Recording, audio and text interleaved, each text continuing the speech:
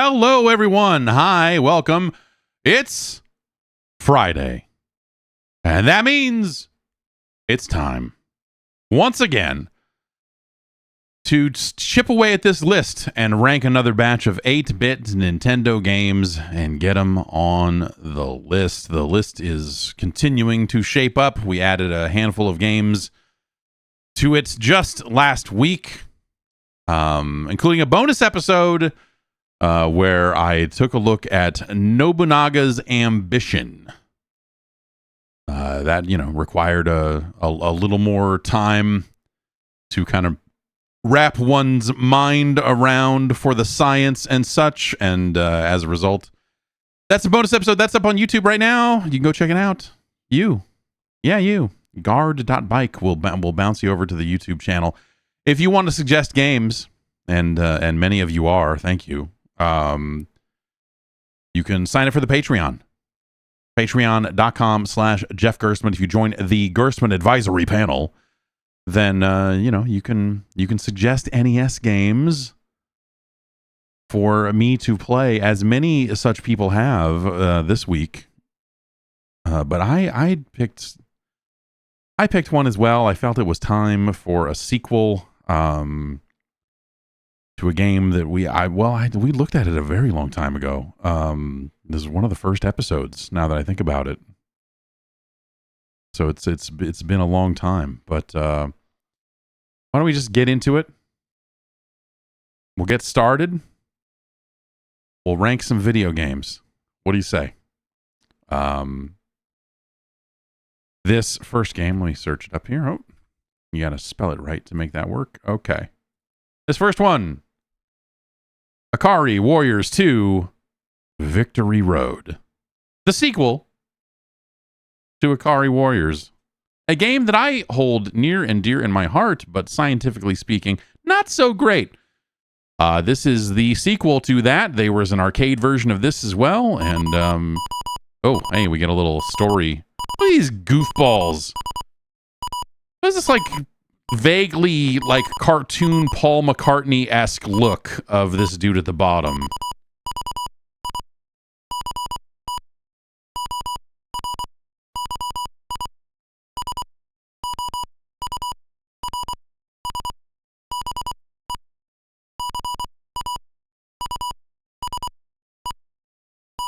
This is accurate Morse code, isn't it? I know at the bare minimum they are using the same types of beeps for the individual letters, so every time there's an E, it's just a single dot. And A is dot dash. I just don't know if that's legit what they are in actual Morse code or not.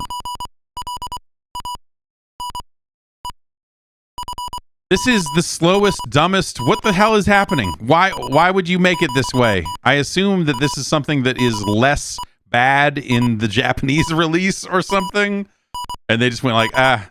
But yeah, every story sequence, every bit of dialogue in every video game ever should be told this way. For accessibility reasons, the Morse code is, I have arranged my special plane for you. Take it and return home. Now what? Oh my god.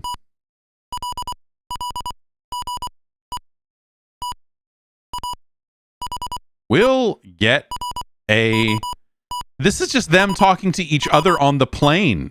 Why are they talking to Morse code to each other?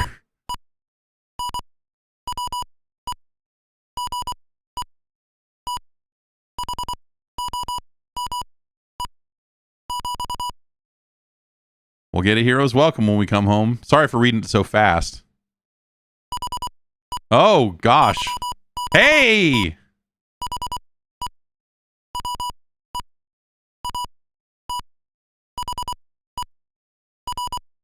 The weather is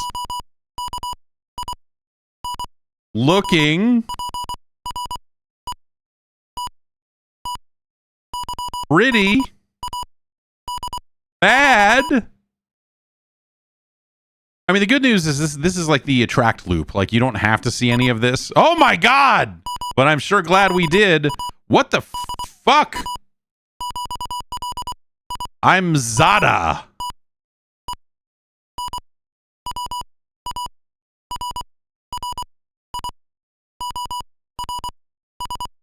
Listen, warriors. I'm glad that this man from some freaky land also speaks in Morse code.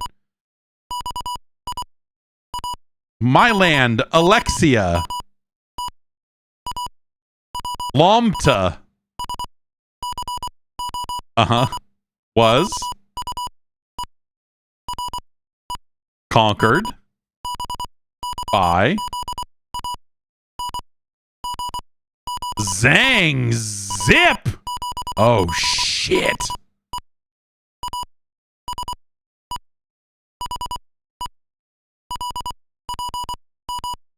Not Zang Zip, Zada. Help me to save my land of Alexia Lomta. Another great name. Zada. That's Za for short. Okay, now we can start the game. I'm glad we at least learned the storyline.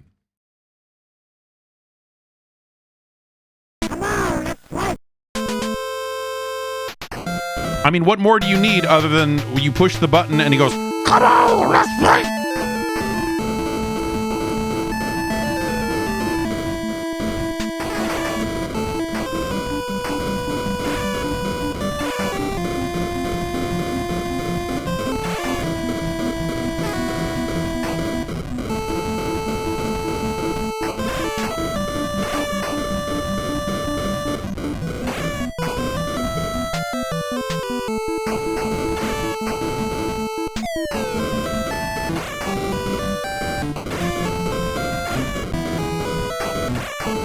So now we're fighting weird giant alien spiders.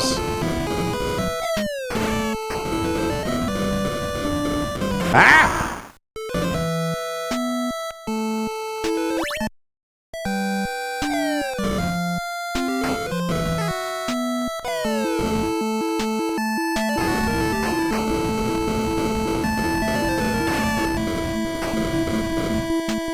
The heart's his money, if I remember right.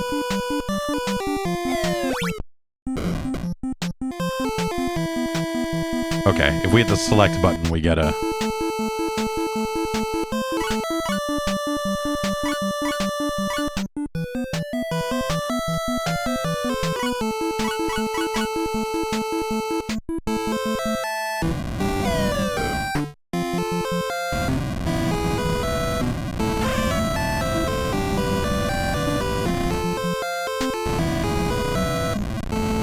This seems worse than the gun I had.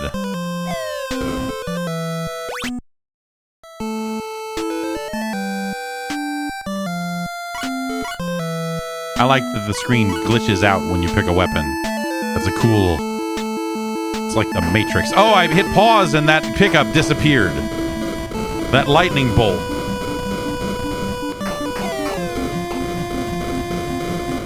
Oh, here's a... I think we can go in this. Yeah.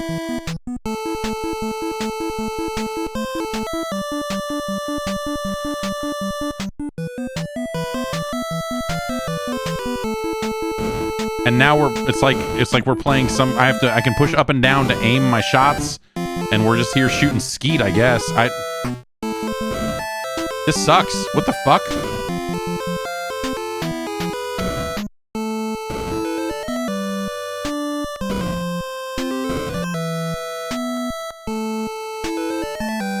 I lost 2 hearts.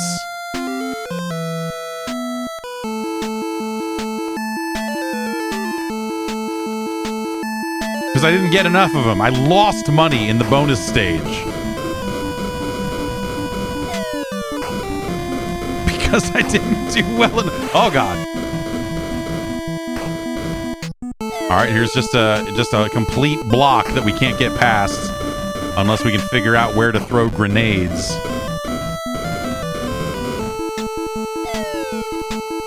Found it.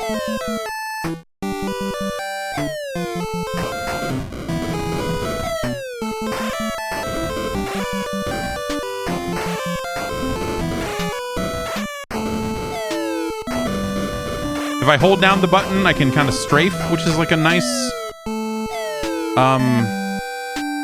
adjustment, I guess. I don't know. What did that item do? Who can say? Presumably, I have more powerful grenades now.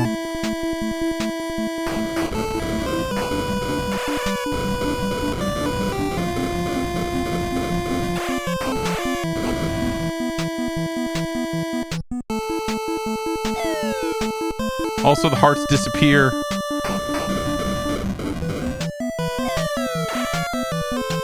So the thing I'll say about this is that this was kind of a weird arcade game, too. Ah, the shop. Here's the other good bit of speech in this game.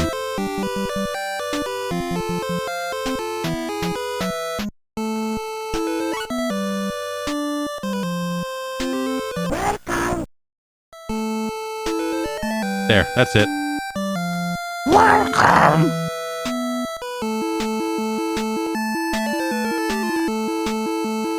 If you don't have any hearts, do you want to fight to get some?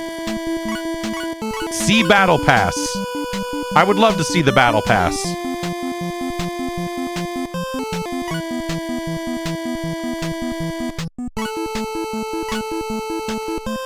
Excuse me, weird troll man. What does any of this do? I'll buy that. Oh. Can I go back in? No? No? Oh, there's another shop up here. Good.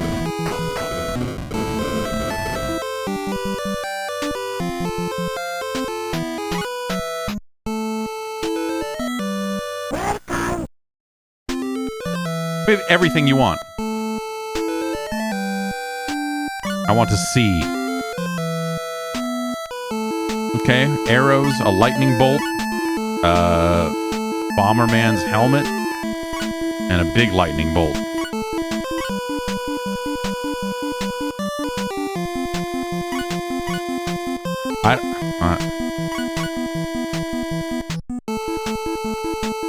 Let's look at our screen here and see if these. Okay, yeah. So these items. So I guess I can. I guess I can just use these items. I don't.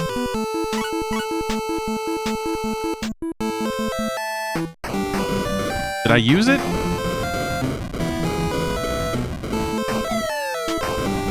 Oh, I'm flying. That's what the wings did. It gave us a wing. We have a wingsuit.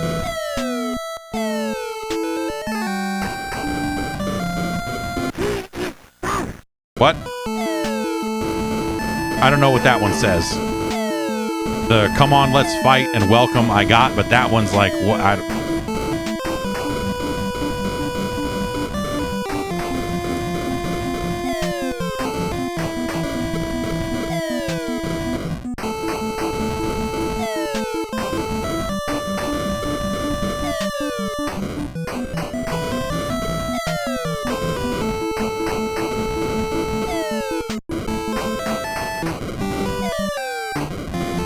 So, you know, like I said, I was a fan of the original Ikari Warriors, and so it was natural for me to want to play Victory Road, and so of course I got my hands on a copy of Victory Road.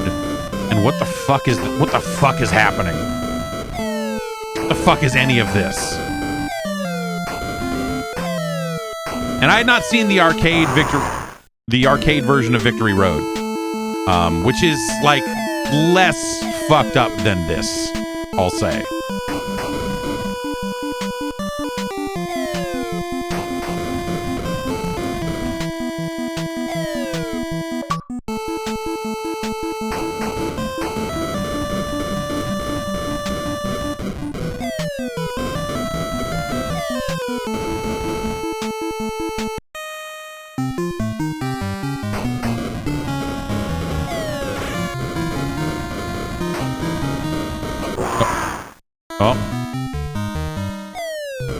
So let's see if I keep any. Oh man.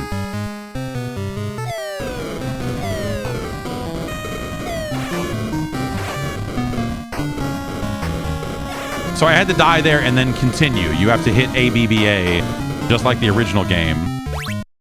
Okay, I can't access my sub-screen. Is it because I'm underground? I don't know.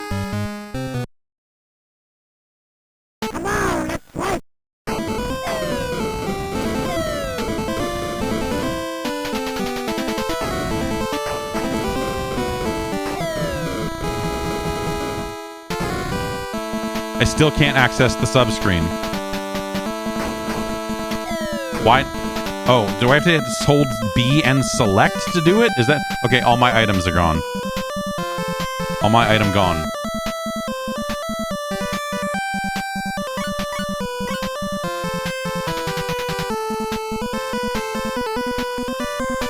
And now, okay, now the selection... Maybe I can't go when there are enemies on screen or something. Maybe that's it.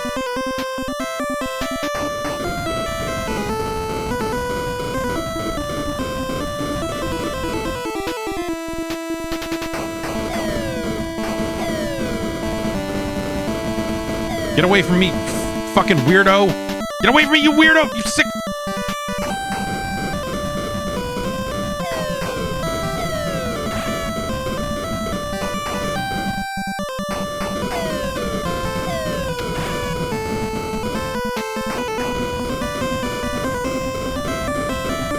Hopping shield creeps. Want to get up here and touch me? I said no thank you.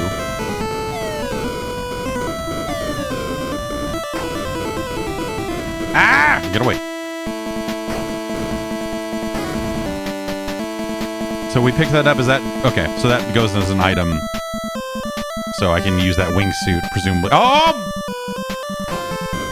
I paused. That made the stupid thing disappear. Fuck this game. It's a miserable piece of shit. It just feels broken with stuff like that, where it's like, oh, you paused it, and as a result, everything that was on screen is now gone. We'd apologize, but that's just part of this game's mystique, man. What does that do? Let's use the lightning bolt.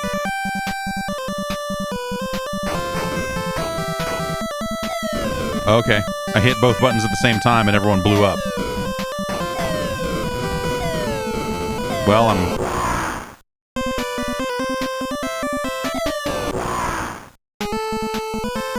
wow.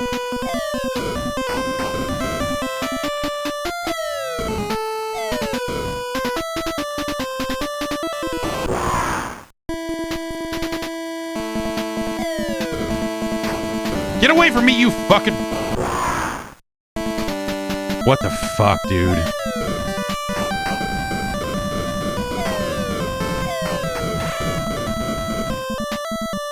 Wah!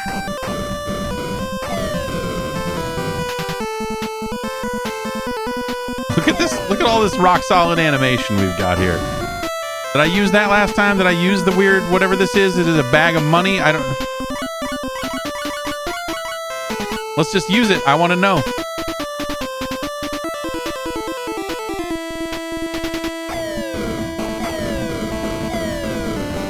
Maybe it only activates on land? Maybe it refilled my health or something? That would be cool. I didn't need it right then and there, but that's okay. Made it to the shop pyramid.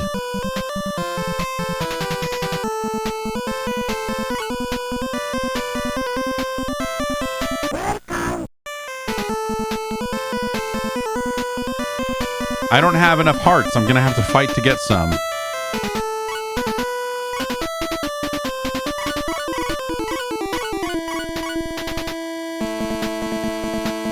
If you do, you'll get all the heart marks. Hey, come on.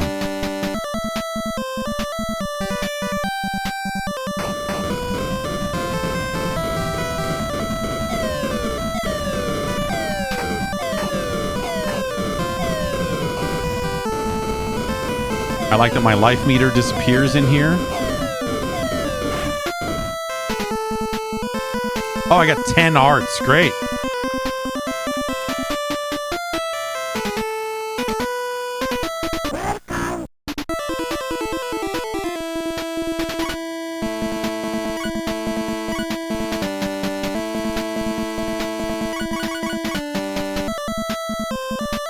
Haha, you looked at the inventory, and that means now you have to leave. You don't even get to know if you have enough hearts or not. That's just part of the mystery! What a piece of shit.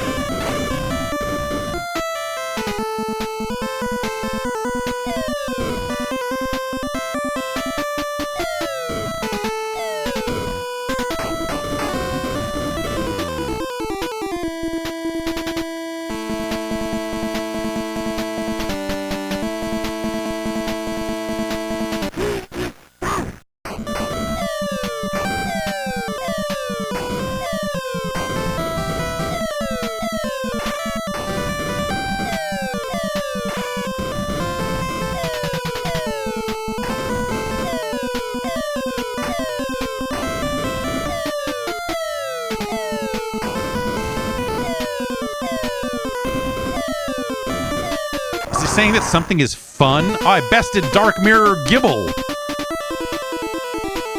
Thank you, Achievements, for giving me some minor indication of what might be happening.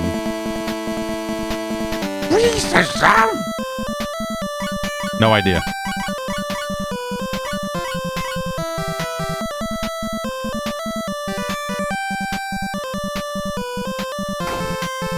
Oh, that gave me one arrow, and then I shot it.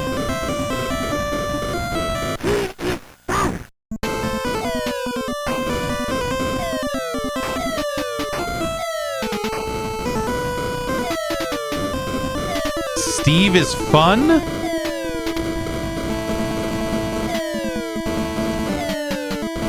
Steve is fun!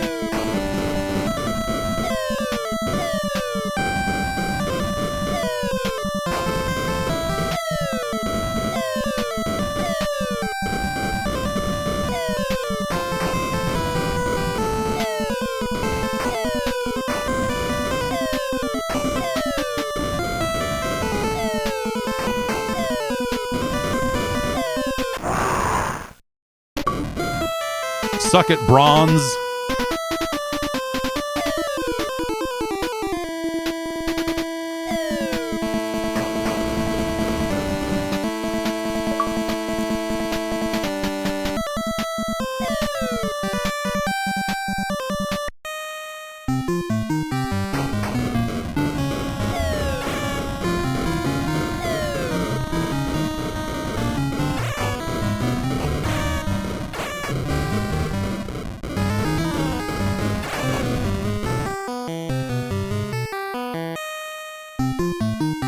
Stop and have a nice drink here.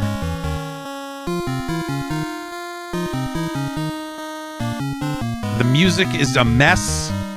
Your character is so slow. And because it's a game where, you know, it had the rotating stick in arcades where you did a little bit of this action. When you push down, he turns all the way around. And so, like, the movement is very...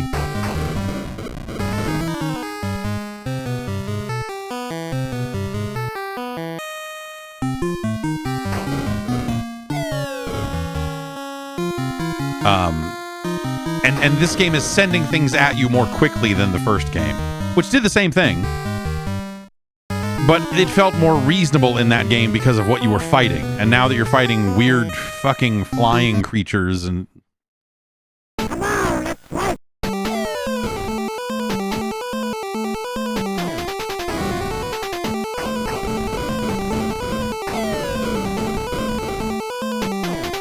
on, let's fight! It's one of the greatest speech samples in all of video games. I will give it that. Bow wow.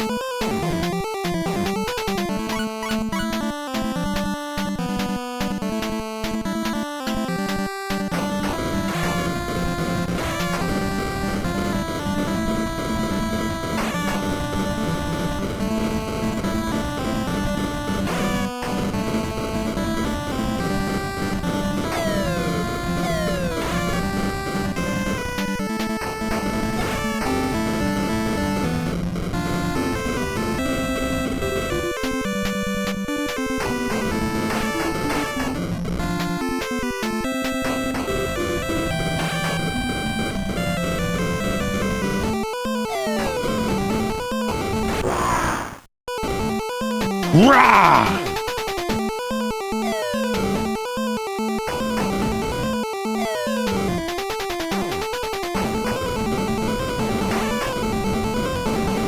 Look at this guy. This bug eye is just standing on this wall. Making trouble.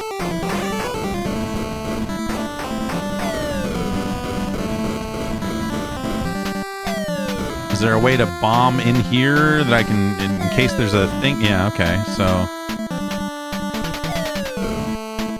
Cool. It's great. I'm glad we're doing this. All right.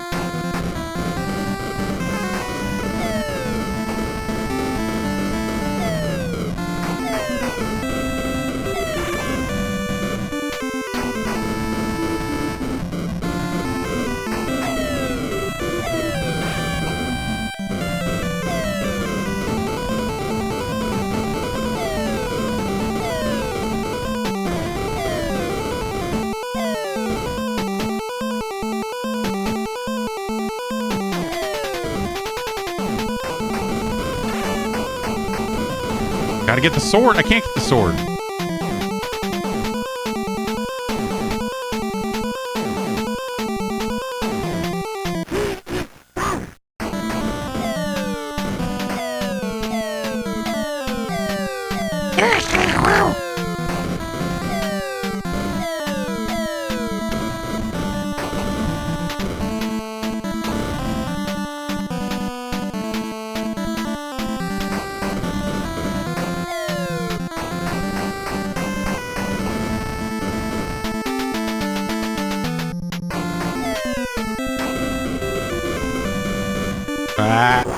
Wah!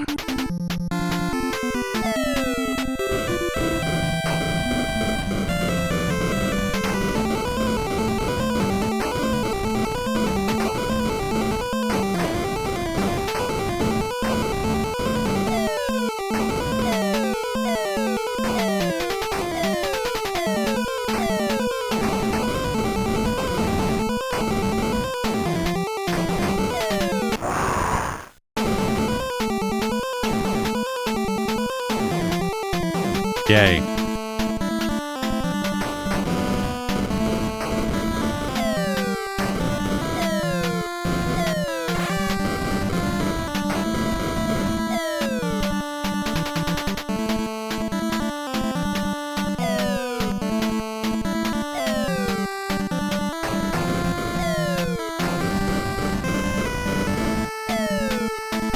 Okay. All right. Okay, here's whatever this was. Was this health?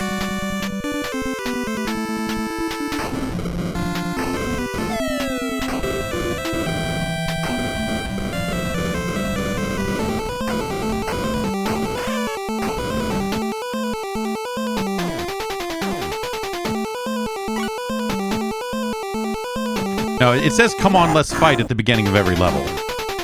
That's easily discernible. The thing when you fight bosses, I don't know what the fuck that is.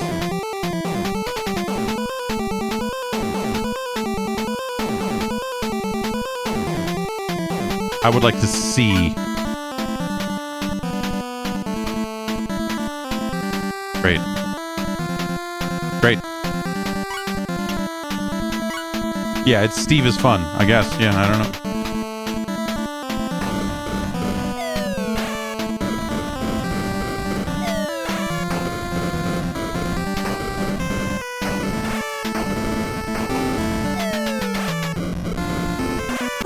Rah!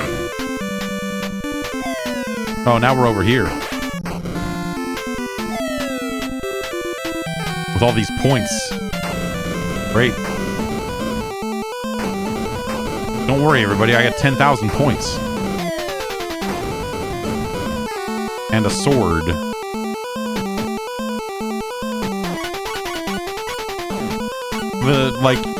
The way the screen glitches out when you change weapons is so indicative of the rest of the...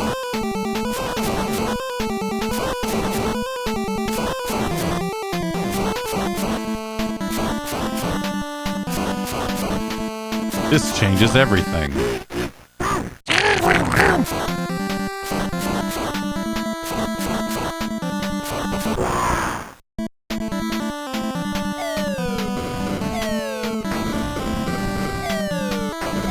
You know, a funny thing, I owned this game. I don't remember that sub-screen where you select weapons existing. And I wonder if as a kid I played this game without ever going to that screen. Just picking up items and wondering what they did. Because it seemed like they never did anything. I wonder, is it possible that as a kid I never ever accessed that screen? Surely not. I vaguely remember things like landmines and the sword and stuff, so I must...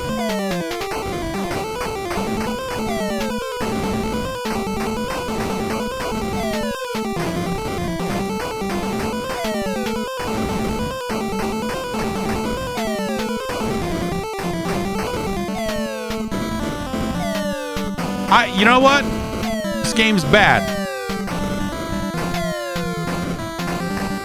There's like a weird charm to it because of just how fucking wild the choice. Oh, we've taken too long and now crazy balls are coming to get us.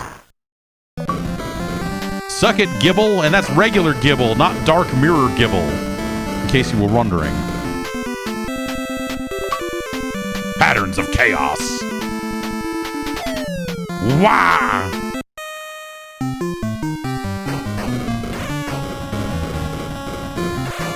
Like, this is god-awful.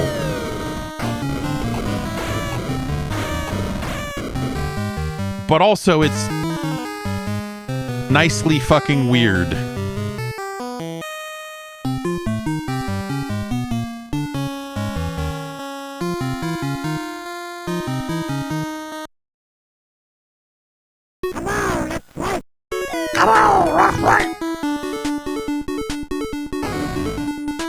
Like, the voice samples are outstanding. No matter what else you say about this game. That man does say, "Come on, Westlake!" And that's, there are voice samples similar to those in the arcade version. But, if I remember right, but I believe these are the good ones.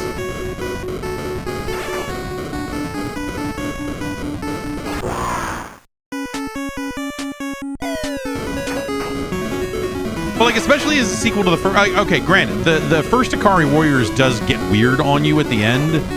Especially... Well, I mean, specifically on the NES. And so, like... But this doesn't necessarily go further in that direction. This is a totally different type of fucking weird. And again, not necessarily in a good way. It's, yeah, well, you're kind of splitting the difference and trying to figure out how much of it is weird on purpose and how much of it is just fucking bad. Ultimately, the distinction doesn't matter all that much, but it is like an interesting thought exercise about, like, what the fuck were they trying to make here? What the fuck were they doing? Bring me into the mirror.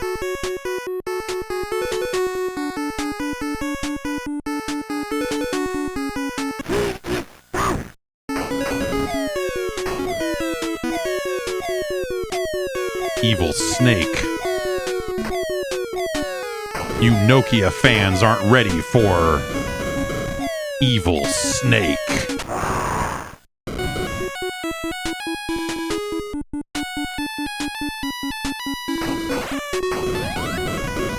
Yeah, this strafe is a clear control improvement over the first game.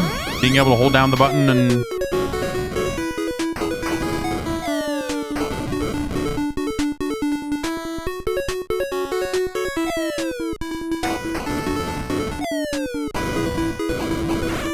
I feel like if this game was, like, run-based and had a lot of different things every time you saw it, but, like, was still basically this, and it came out 6 months ago on Steam, people would be heralding it as the next Binding of Isaac.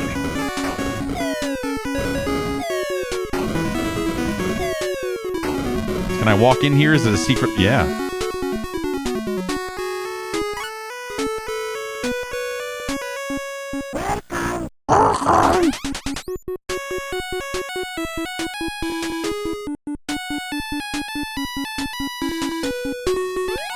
I want to see.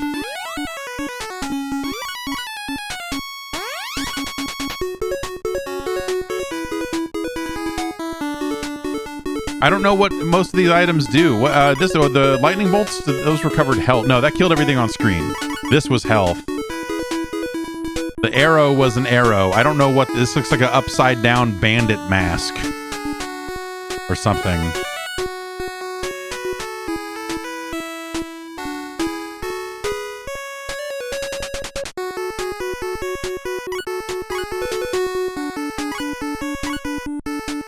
Let's buy that and immediately use it and see if we can figure out what it does.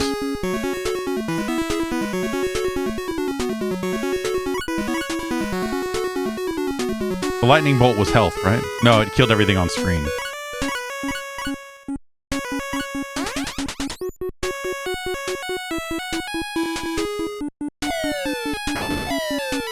We got a fucking mech suit. I can only fire forward while this is active.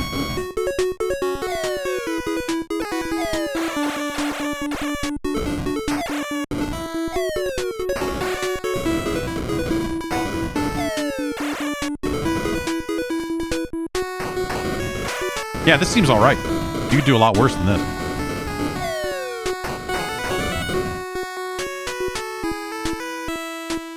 It takes so long to get to this screen also.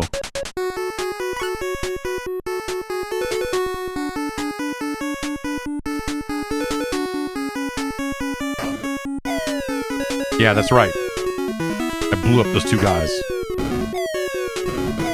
Oh, that's a health, right? That would be helpful right now, because on account of I am almost dead.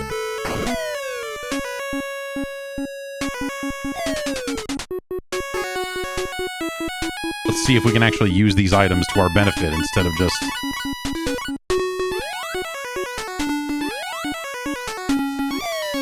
Yeah, that sure did refill our health. Okay, let's not ready anything just yet. Let's see if we can walk backwards into this and find a hidden secret. Nope. Yeah. I would put something here. If I were making this game, that would be a shop with nothing of value in it, but it would still be like a hidden thing.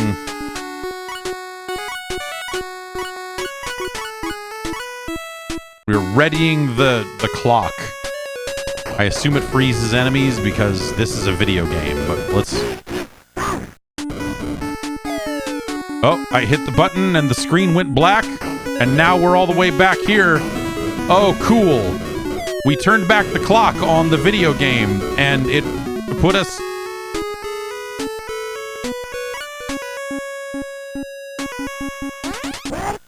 Now we get to go to this shop again, which that's cool, right? What the fuck? What the fuck?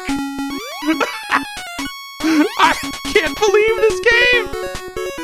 How good it is what I'm saying. I can't believe how good this game is.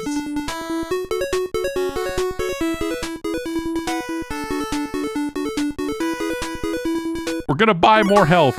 I don't know. Yeah, good. I got an achievement for it. That's all I actually care about, so... Oh, I mean, did the enemies respawn? Like, I was right at the fucking boss. Ah, fuck, man. We're just gonna mech suit our way through this again like we did last time.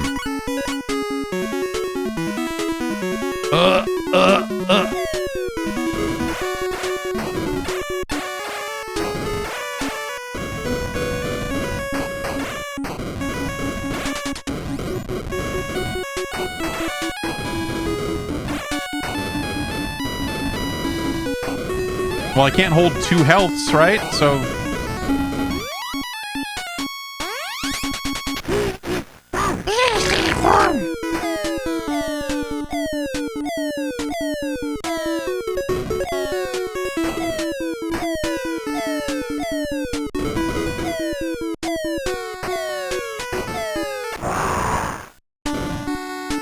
I like that the enemies, the bosses, die with the same scream that I do.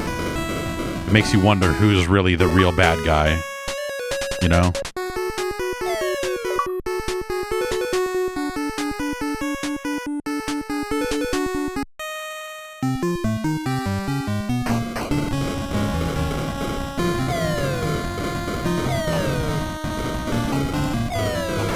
Okay, I don't want... Oh, I can't... Ah, you can't go to the sub-screen when there are enemies on screen. So I would have to... Man, that's fucked because you have to ready up the health item, but then not hit both buttons at the same time until you need it.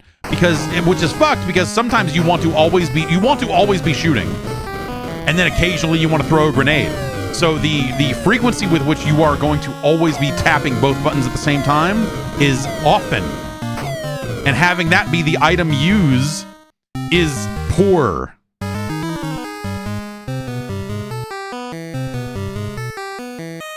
You should just go to the sub-screen and use the item from there and have it be done.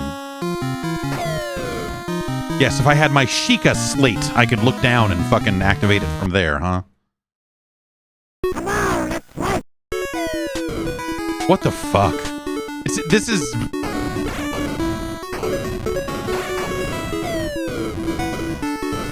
This game is diabolical.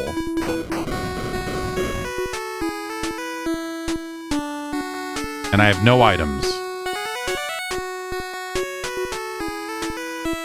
But hey, pretty soon here, we'll get to the last level and you won't be able to continue the way you can through the rest of the game, and then we'll move on. Well, unless we move on before that. I don't know. This thing's a fucking mess, dude. This game's a mess.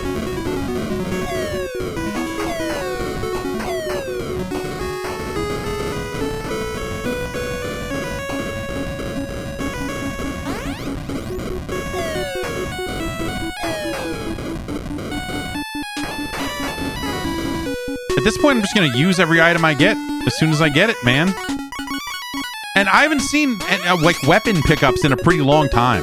There was that boomerang at the beginning of the game.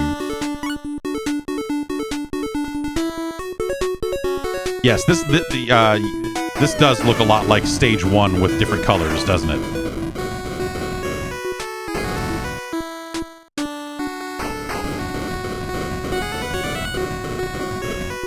Let's just go. Oh man, this is different though, and a flickery fucking nightmare.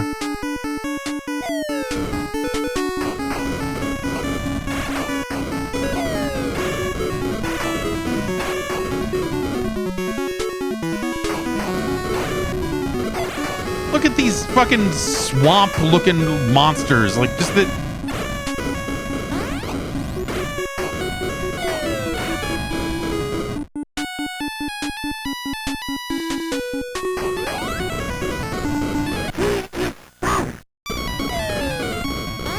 Are we got like a boss rush here also?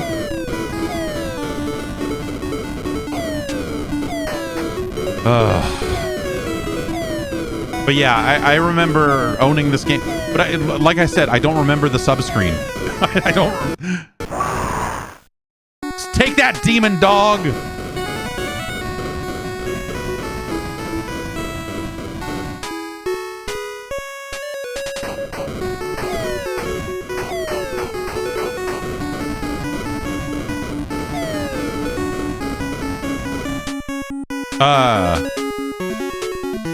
Everything's going great, I'll be honest.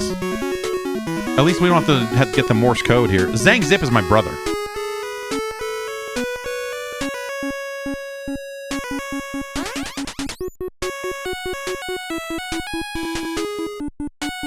He was gonna be my successor, King of Alexia Lomta. You remember Alexia Lomta? Wasn't it Alexa Lomta? No, it was Alexia. However, my brother will die and I'll be the king. It is important to be silent.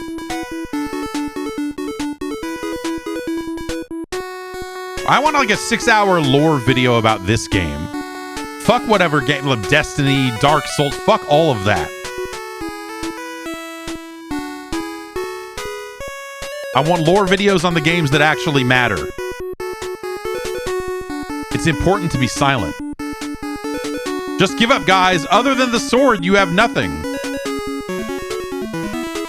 So is he gonna kill me because I know too much? The sword is my gift to you as a last chance. Fight to your death and you will be our legendary heroes. Maybe this is why I remember the sword. Maybe, does it give you the sword for the end of the game? It does. I've got to fight Zaza?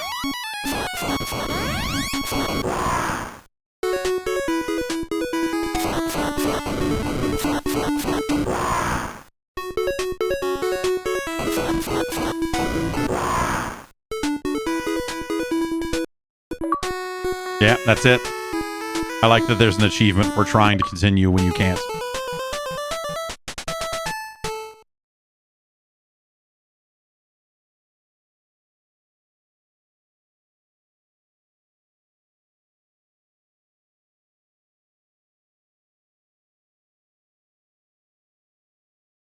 This game's really good. Why isn't, because I remember this game and okay, we have to, I can't just leave it running. I can't go through this again. I can't go through Zaza Man, please.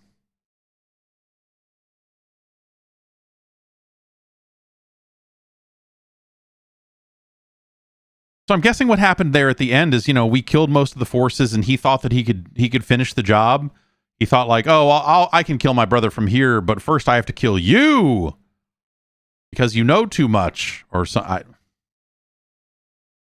That's my guess on that poorly translated bit of text there. Though someone in the Discord looked up the Japanese version. Yeah, Bakayoyo says that the Japanese version just does hiragana. And adds, they are truly maniacs. Yeah. Yeah. Oh, the time power specifically rewinds you to the shop. Yeah.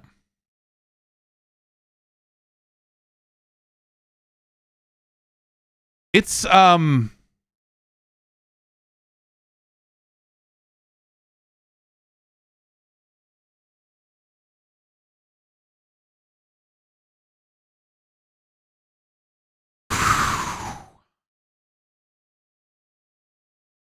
I remember owning this game, and I remember thinking that it was shitty. But that I liked the voice samples. That was always the big takeaway. And so that's been the thing that's solidified over the decades, is like, oh, yeah, that game's a weird mess and you fight bugs and it's got all these other, like, I remember the other weapons being there, but I don't remember the sub-screen where you select them being there, which is a weird hole to have in my memory, I suppose. Also, the back page of the manual says it suggests that you should play Athena. So they're true monsters over there at SNK, real deviants.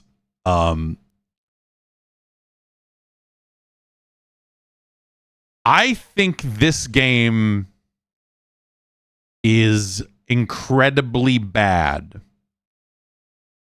And I am also kind of shocked that it doesn't have more notoriety for how bad it is in like the online pantheon. We talked about the reason I started doing this series was to kind of play all of these games and see just how bad they really are, because so many videos and so many things have been written over the decades about like, yeah, man, Deadly Towers is so bad, and then people just like, the only opinion that carried out of that was because of that, because people weren't going back and playing the game itself. They were just watching some video or hearing about a video or whatever. And so like there's a canon that formed over the decades of what those bad games are, like Deadly Towers, a great example of one of those. Spelunker kind of became a famous kusage even before, I think even separately from over here in the West, that we started clowning on video games for fun. It's really weird to me that Victory Road isn't in that conversation, and that it isn't like a game that gets talked about in that same way, because of how glitchy and fucking weird it is, and all of the dialogue and text, just being what it is. I'm surprised that Ikari Warriors 2 Victory Road has not achieved that level of notoriety.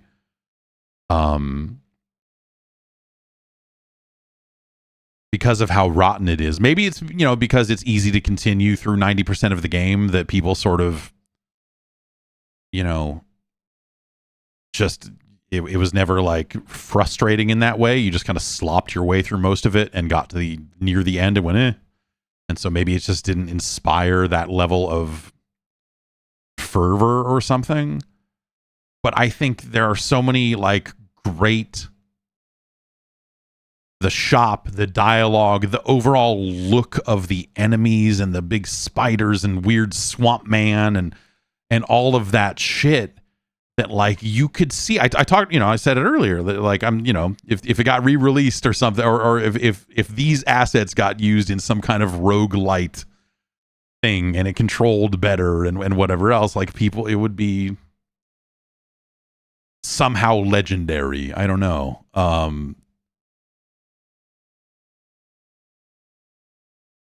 And it's weird to me, like revisiting it and seeing just how bad this game is, that it kind of escaped that weird comedy scrutiny, I guess. Comedic scrutiny, is that the right term for it, where people are making funny videos about bad games and then more people make the like funny videos about the same bad games, but they just kind of make the same jokes that the other one did because no one it's a separate topic, I suppose. But I'm glad to have played it. It is worse than I remember. And I remember it being pretty bad.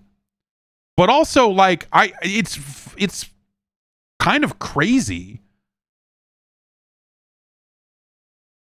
what they did after Ikari Warriors 1, right? Like the very idea of like, okay, we're going to have a subscreen, we're going to have all these weapons, we're going to have, there's a lot of, and on multiple plays, I'm sure that a lot of this kind of is laid bare in a way that robs it of this, but the game brings mystery, both in its presentation and just like, here's a bunch of shit, like that. And a lot of it is bad design, right? A lot of it is like, well, you can only look at the shop if you decide not to do the thing to earn money. And if you look at the shop, whether you buy something or not, you are kicked out of the shop afterwards. So if you go there and you're like, oh no, I need 10 more hearts to buy something, you cannot go back and battle for 10 hearts. You just are fucked. You are just fucked. And that's not good. That's not like a good thing. But I think when you stack up all of the bad things in this game, it becomes like charmingly fucking awful. In a way that I kind of can't help but appreciate on a personal level. I think two of the four voice samples are good. The shop going, welcome, is very good. And the come on, let's fight is extremely good. But whatever it's saying every time a boss shows up, we'll never know. No one will ever know. And the wah when you die, that one's okay too. I don't know. A little bit of story it presents you at the top and near the end apparently is fun. I kind of want to cheat my way through this and just see what the fuck is happening after you beat Zaga and go on to fight Zhang Zip. I assume that's what happens. I assume you beat his brother and then you have to go fight Zhang Zip. Or maybe Zhang Zip is like, thank you for rooting out this corruption in my regime, my own brother. Gosh. Or maybe he's like, you murdered my brother. What the fuck is going on? And you're like, wait, whoa, whoa, whoa, whoa, whoa, whoa, whoa, whoa, whoa, whoa, whoa, whoa, whoa, whoa. I was on an airplane, and then the weather was bad, and now I'm here in Alexia Lambda? Oh.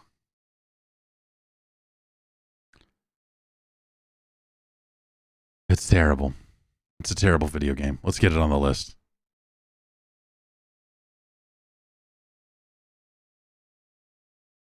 Victory fucking Road, man. It brings a smile to my face. Playing it here now, as we just did, has completely changed my inner feelings on this game. I always knew it was bad, but it's a very different type of bad than I originally thought.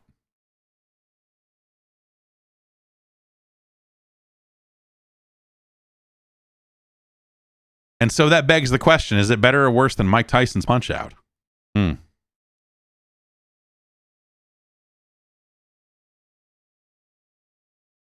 There's no talking in Mike Tyson's Punch Out unless you count Mario going bah, bah, bah, bah. You know?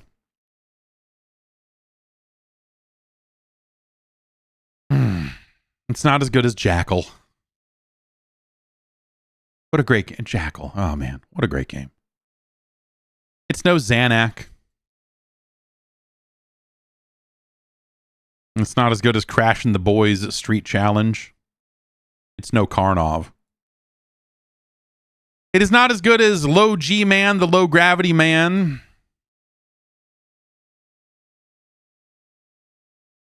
It's no Section Z.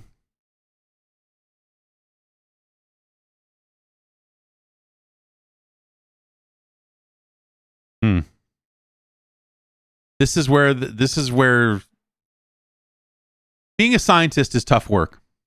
And you're welcome. This is where I have to separate myself from the science. Because if I was just putting this game on a list based on how it makes me feel right here, right now, I would never put it below 3D World Runner. But it is far worse than 3D World Runner, scientifically speaking. In my heart, this terrible video game is somewhere in here, but that's terrible. That's not, but that is incorrect. That is incorrect because Victory Road is certainly no Lemmings. Rambo is a better game. Hell, I would even take Wizards and Warriors 1. That's how you know we're talking science, is because I'm telling you that games are better than, that I'm telling you the games are worse than Wizards and Warriors 1. Because fuck that game.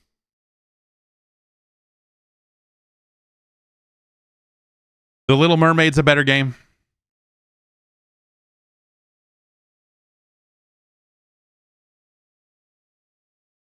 Kid Nicky Radical Ninja.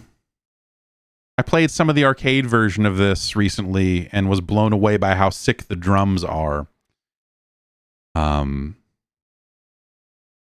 Victory Road is worse than Kid Nicky. It's no Space Shuttle Project, that's for sure. You know, it's certainly not as good as Jaws. Jaws, man. Been thinking a lot about Jaws since last week.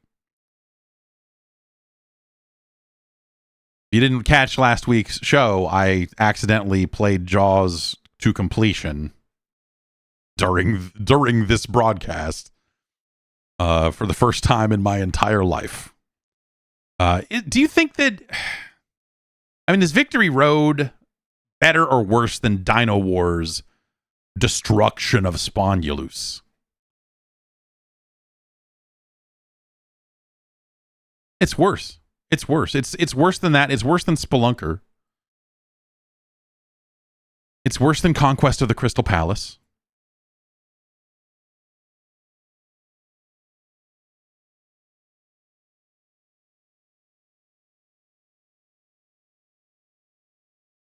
Huh.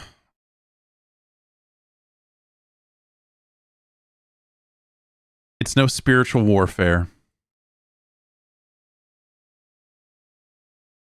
But we're getting close. We're kind of dialing it in. This is like starting to feel right here.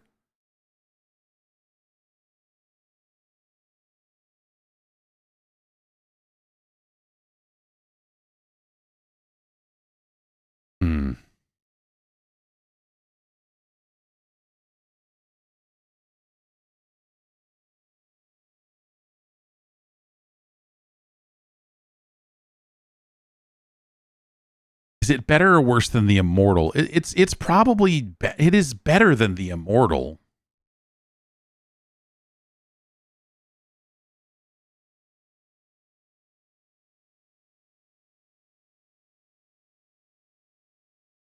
No, it isn't.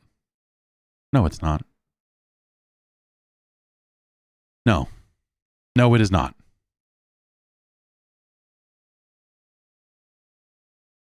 It's worse than Hudson's Adventure Island.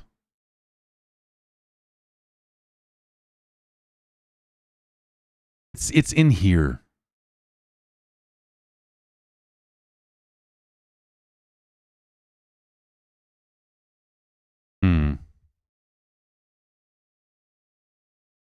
No, it's worse than Puss in Boots: A Perro's Great Adventure, but not by much. I mean, it is. It's worse than Werewolf: The Last Warrior. It's worse than Mag Max. Yeah, it's worse than Street Fighter 2010. It's worse than The Adventures of Tom Sawyer. Okay. This is feeling right. This is feeling right.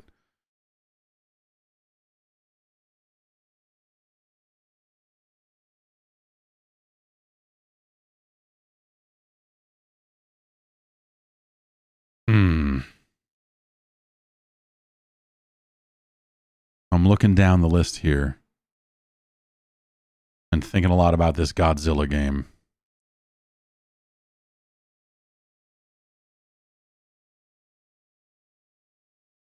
It's better than Ghostbusters 2.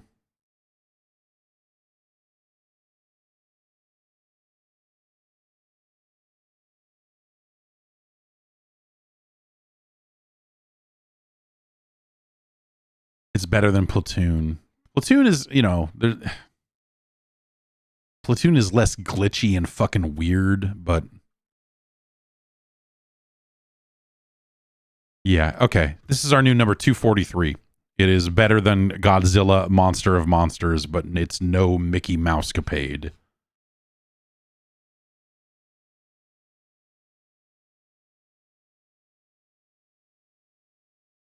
Or rather, it's our new number 243, I suppose, is how that will actually break down.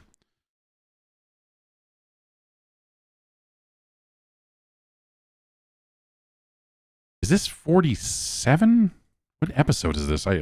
You normally write them down, but no, this is. Yeah, no, this is 47. Okay, there's a bunch of 45s in there. Are there a bunch of 40? Okay. Yeah, this is 47.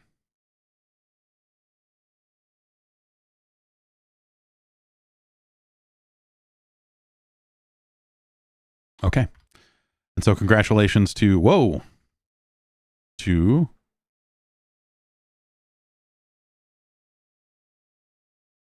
what the, oh, this thing. Clipboards, Notion, Notepad, all of them working in concert, cause a problem. There we go. Our new number 243. Better than Godzilla Monster of Monsters. Oh. I'm flabbergasted by Ikari Warriors 2. There's a third one that I am not that familiar with. My only memory of the third game is that it is mostly melee focused, and yet it has basically the same perspective and camera and stuff. And it's fucking crazy. Next up comes a game that was suggested by Fish over on the Patreon, patreon.com/Jeff Gerstmann. You want to get on that advisory panel and come on over and suggest some games, you absolutely can do that. And Fish wanted to see a licensed game based on a film called Die Hard. From your friends at Pack-In Video. There's a pretty good Die Hard game on the PC Engine that never came out in the US. I don't think this is that game.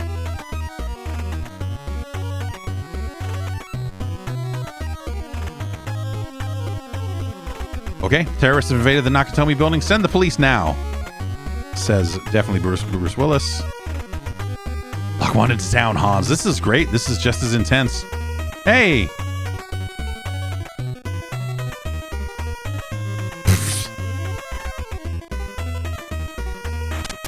Oh.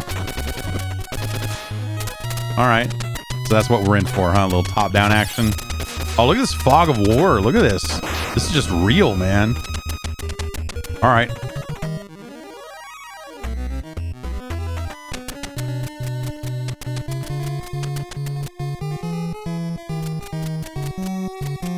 Okay, so B runs, A shoots. It's like Mario that way.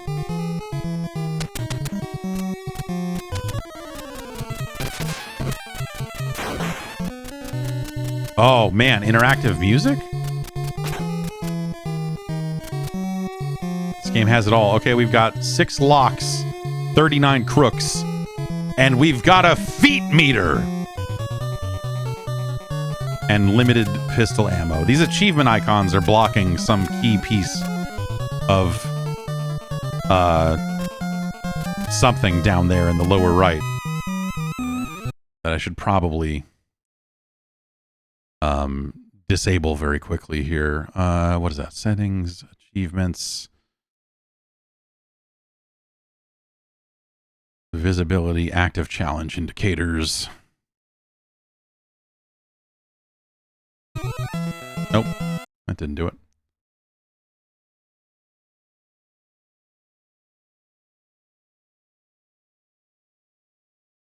What else we got? That seems like it should be it. That seems like it should be the one, but maybe I need to restart the game. We'll turn that off. We'll leave the progress indicator because those disappear. Leaderboard tractors. Okay, let's just reload the game here real quick and see if it makes those go away.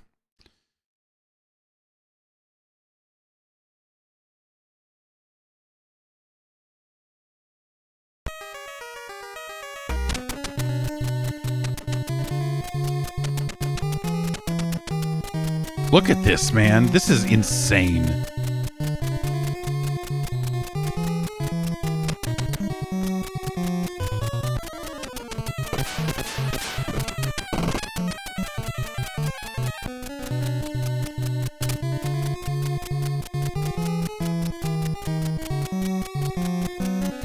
Oh, that sucks.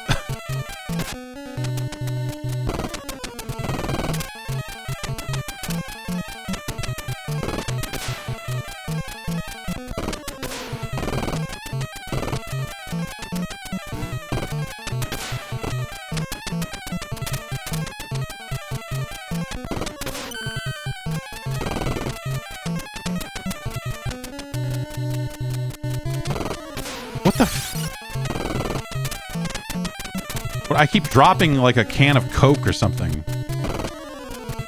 This is brutal.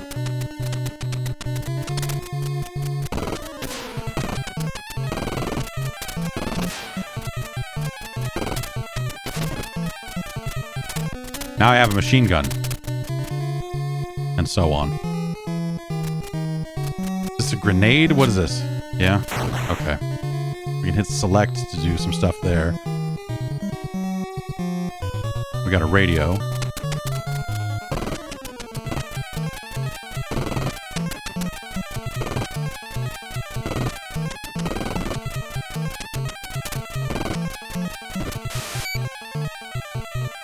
Uh-oh.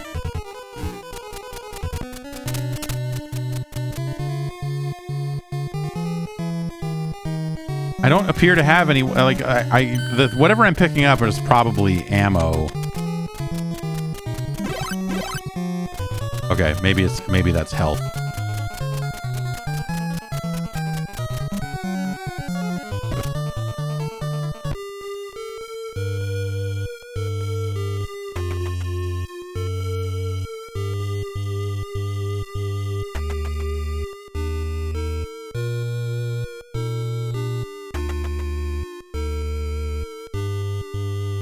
Huh, okay. Yeah, I mean, I jumped out a window. It's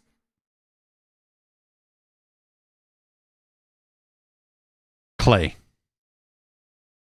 Bill Clay.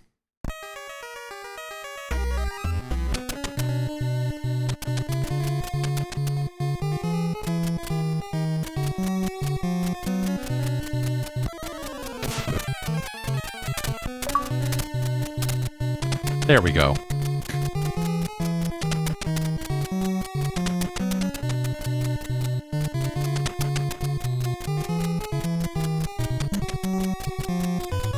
Well, that was health, right? I mean, I should probably not pick it up until I...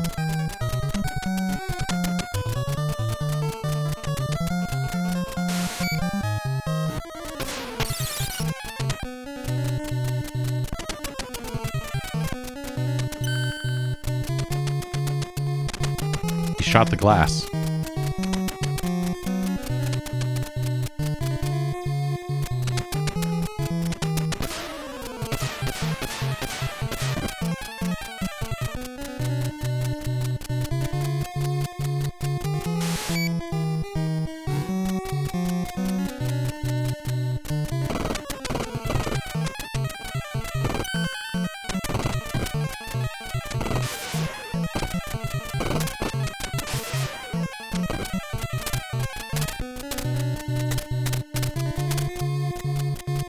I'm gonna run back and get that health, and then take the stairs. But I don't know what floors I'm supposed to be going to, right? I don't...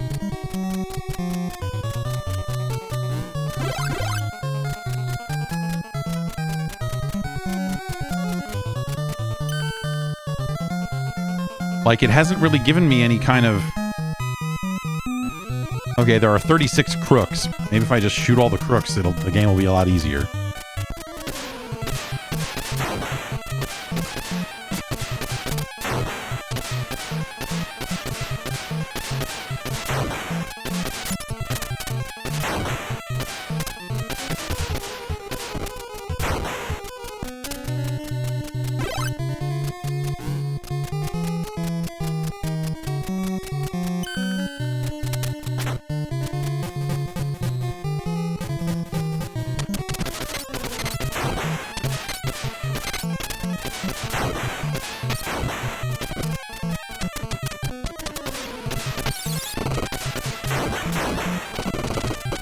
Fuck? What the fuck?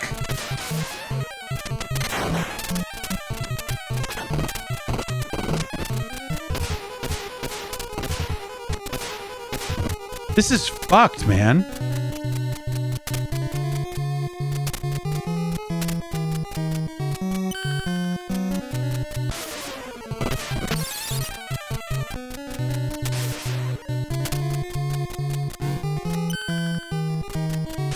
Oh, so I can take the elevator. Okay.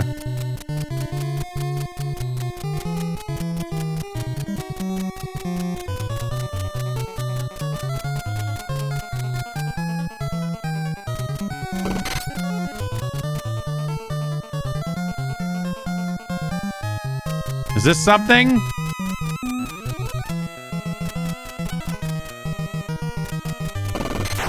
Okay. It was a Coke machine.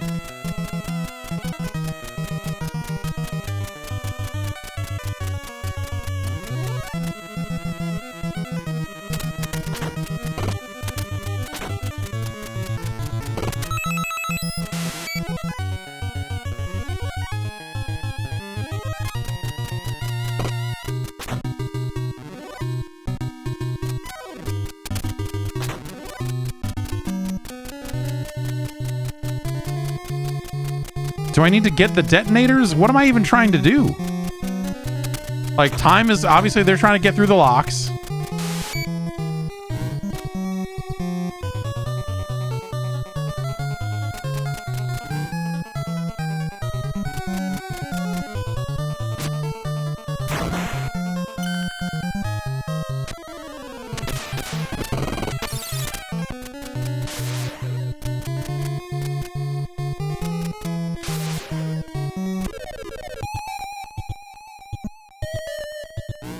Let's go up, I guess.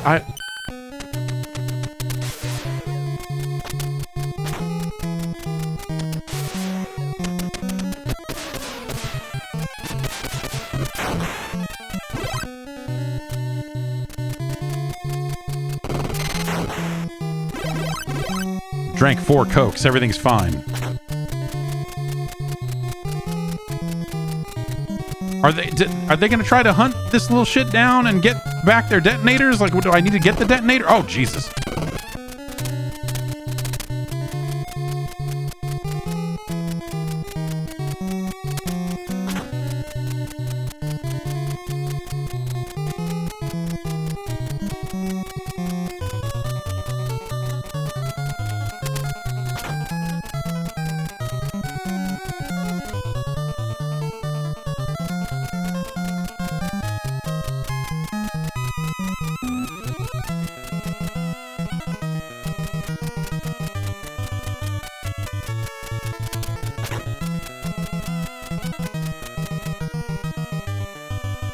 27 crooks.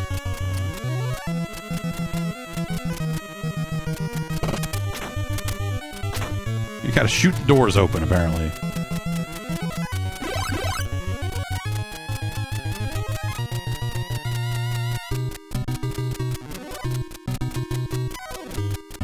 It's like Metroid, basically.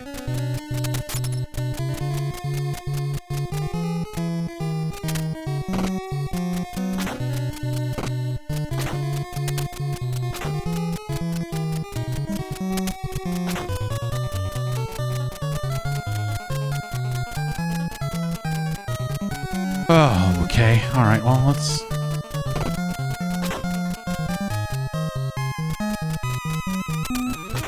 Doesn't seem like there's much else here.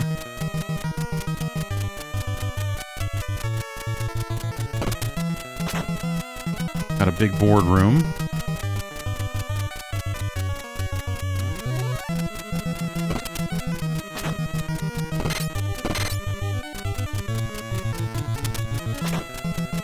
Okay, apparently that door is strong.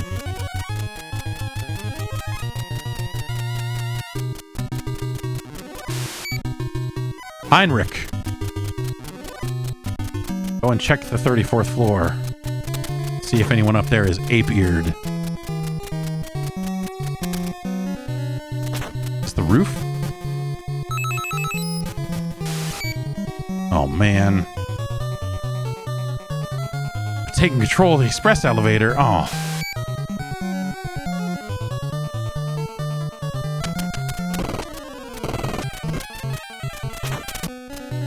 You know, John McClane is much more accurate with a machine gun than these other guys are, and that is not to his credit, because these other guys are spraying all over the place and creating much more of a problem for me than if they could just fucking hold on to their gun.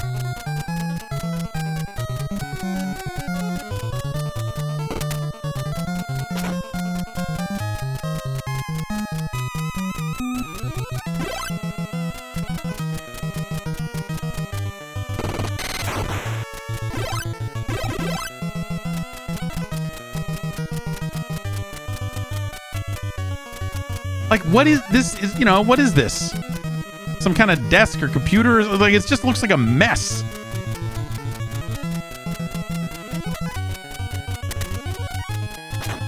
Like, the way they've drawn this is just...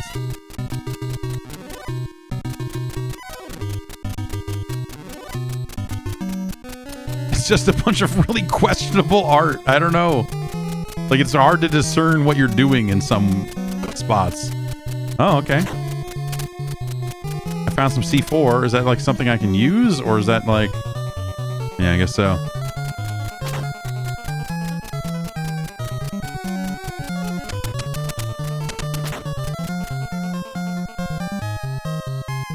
Locked security door. Looks like I need a key to get to the... Alright.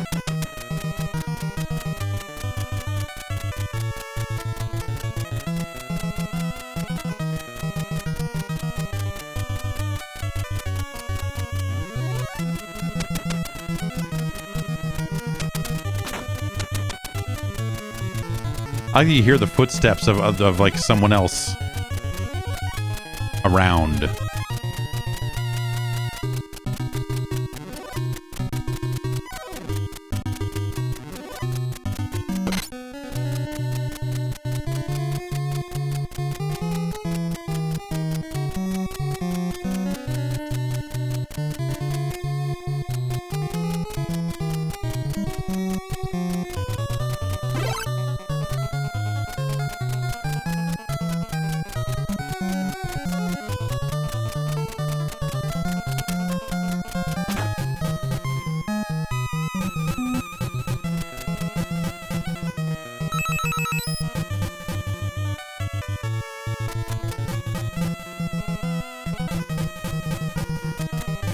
Started on 32.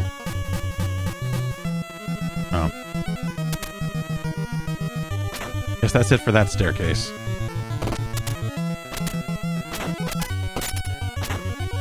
Well, this is handy, but...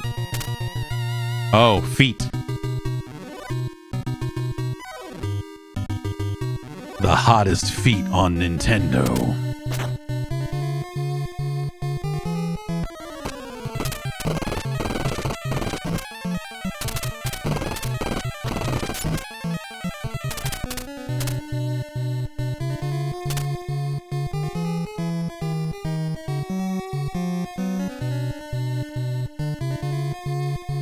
All right, I've got the detonators.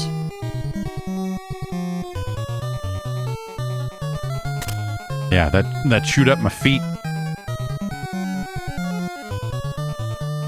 Oh, I guess the first aid kit only brought me back 2 feet. Can I pour this can of Coke on my feet? Does that help?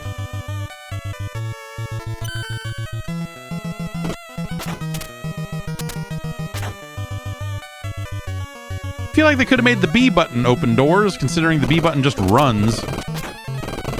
So they didn't have to shoot doors all the time. It's kind of silly.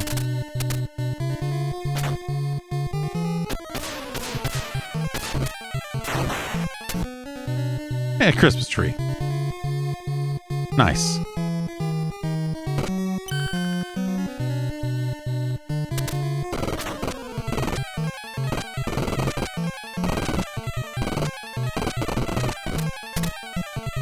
Okay, so if I hold down the button and move back and forth, he will kind of spray a little bit too.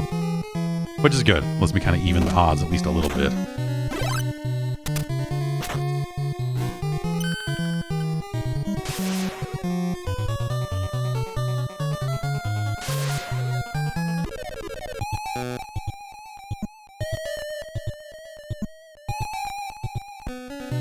Well,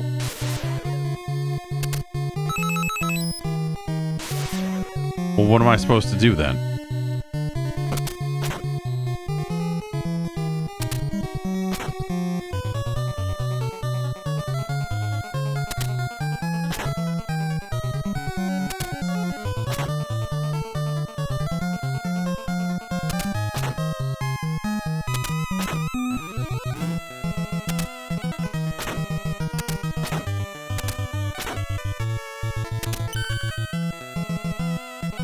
"21 crooks. I've got the detonators.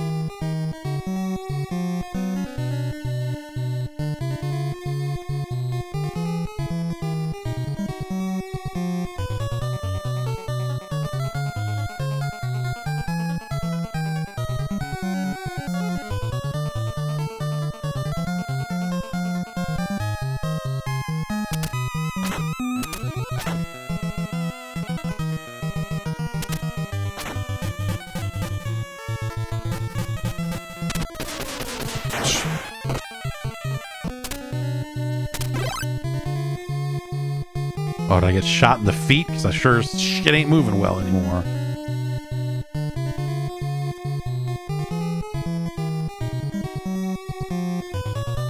Al, you're gonna need to find me a Coke machine.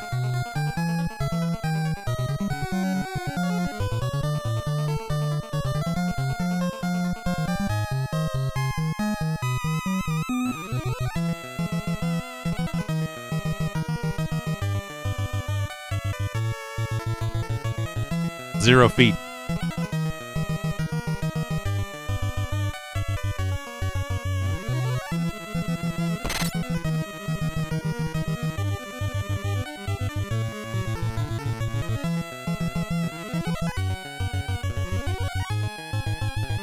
I like the idea of working the feet into it as a mechanic. That's really good. It's perhaps a little frustrating in practice, but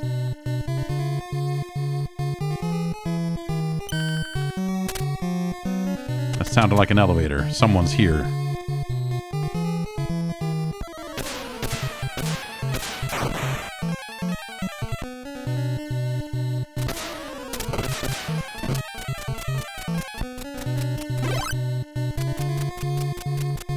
Oh man, now he's making noise when he walks. Does that mean that my feet are getting even more fucked up somehow?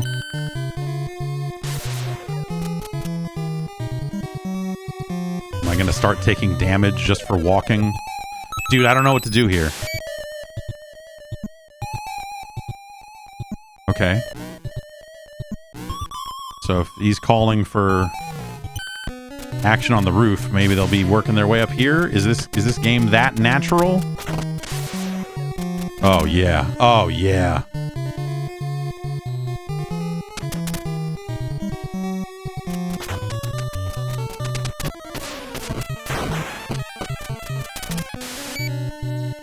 Carl. That's the line from the movie, right? Find him, get back the detonators.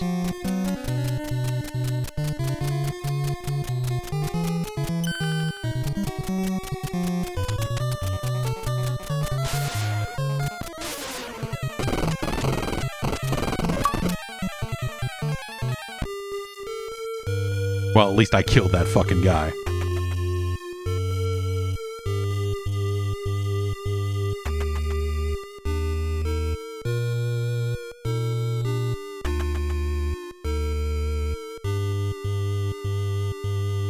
There's an ambition to this, for sure. I'm reading a little bit here. Once you run out of ammo, you can use the axe located in the red emergency box next to the elevator on any floor.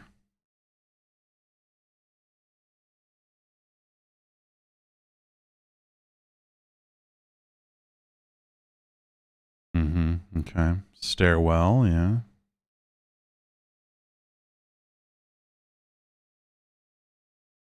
If you can find the blueprint and rocket hidden on the 35th floor, you can take the express elevator down to the 4th floor and destroy the main computer. This will give you more time.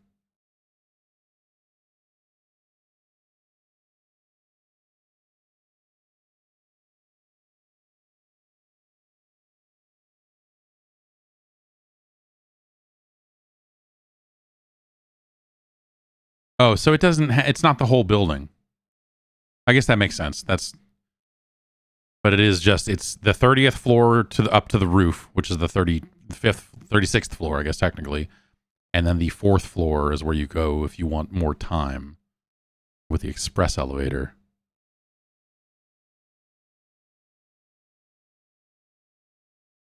And there are air conditioning vents that you can go in, which of course there are. There are multiple possible endings.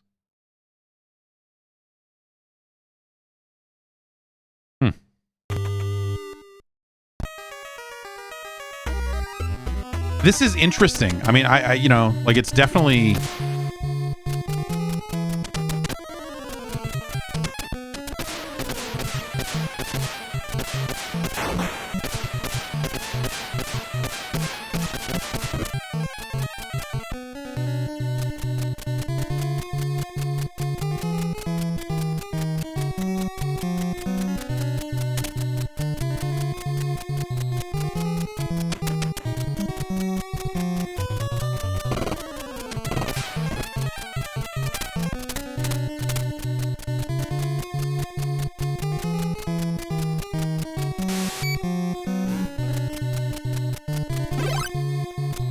Okay, so knowing that the 30th floor is kind of like where the end of the game is makes this make a lot more sense to me. Also,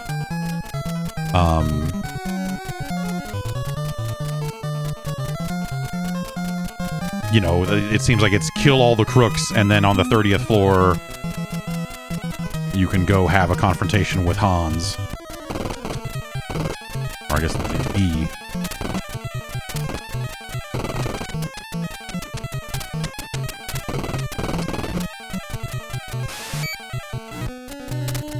Yes, Fritz. Come check it out.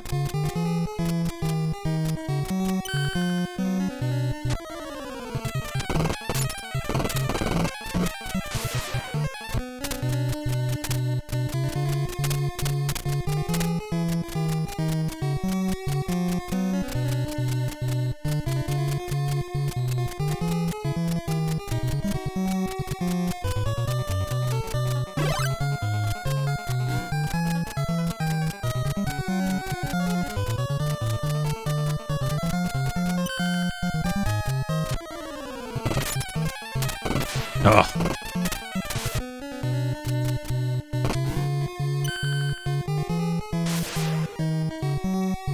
So it says if I can find the hidden rocket and, I guess, blueprints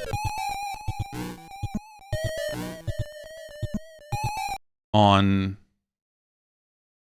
the 35th floor, we can take the express elevator down to 4 to get more time.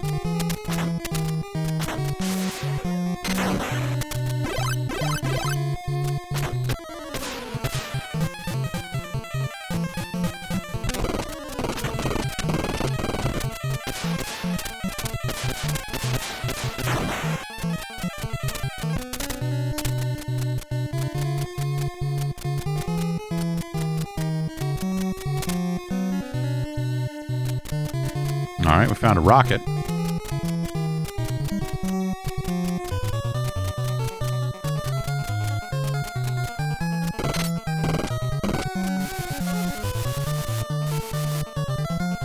Look at this.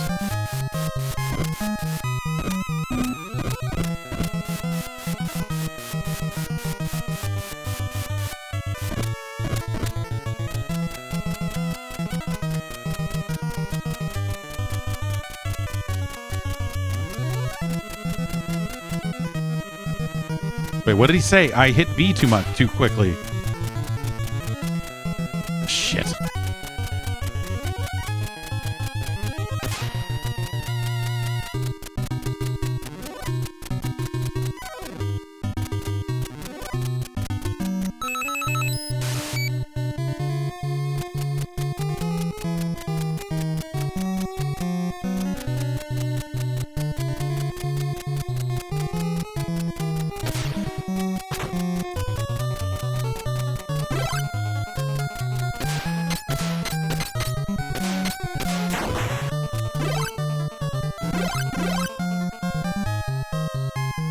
Oh, I don't have my submachine gun.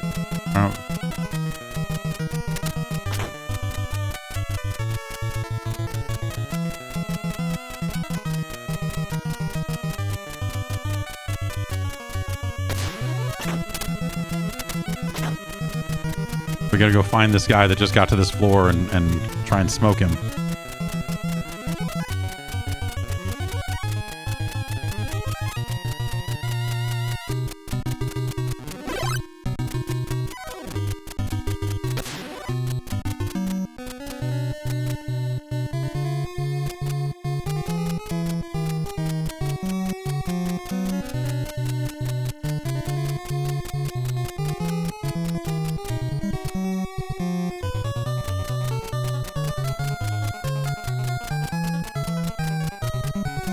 It's a rich history of Die Hard video games. I think that some of them are quite good.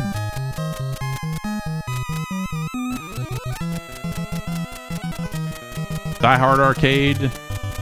That first Die Hard trilogy.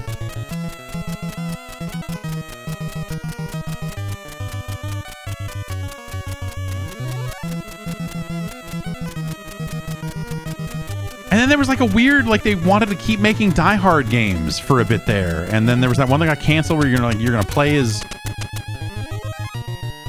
daughter or something. Was it the N64 game or something? Like Die Hard was like a viable video game franchise there for a minute. That was a key.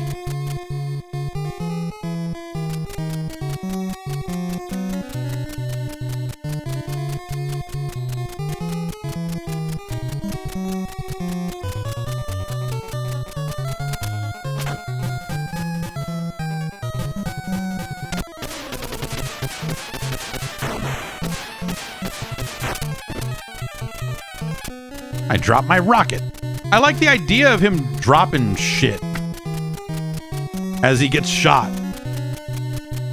Like, whoa, let's hold on to this rocket. Then a bunch of fucking guys start shooting at me.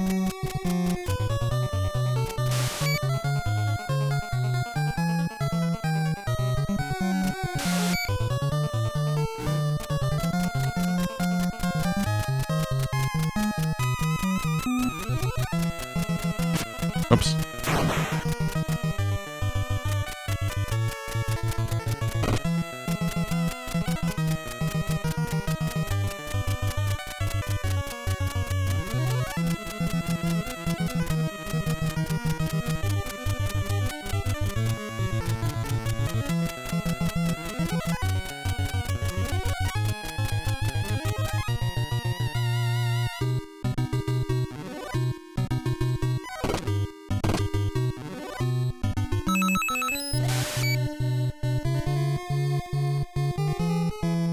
Until after this lock is down. So does that mean I can't? Oh. Oh, I see.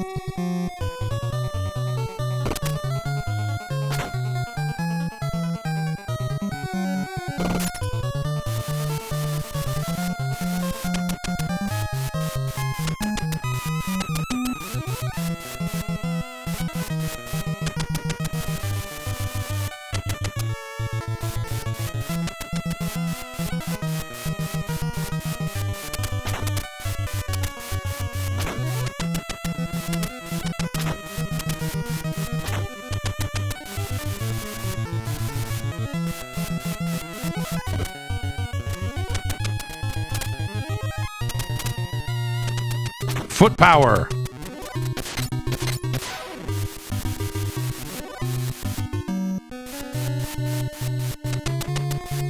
This is a weird game. It's like, it's ambitious. I think like it's kind of cool.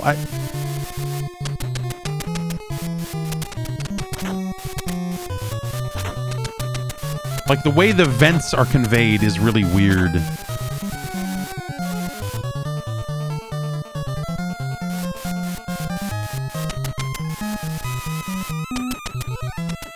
Oh, I see.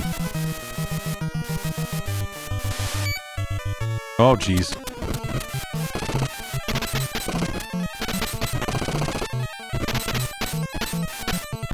This is weird to...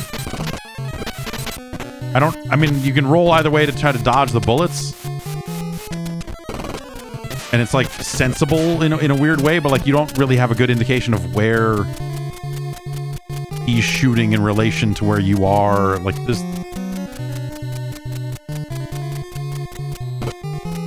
This is really neat.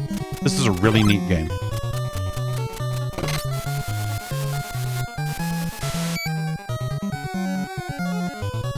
Thank you, Sergeant Powell.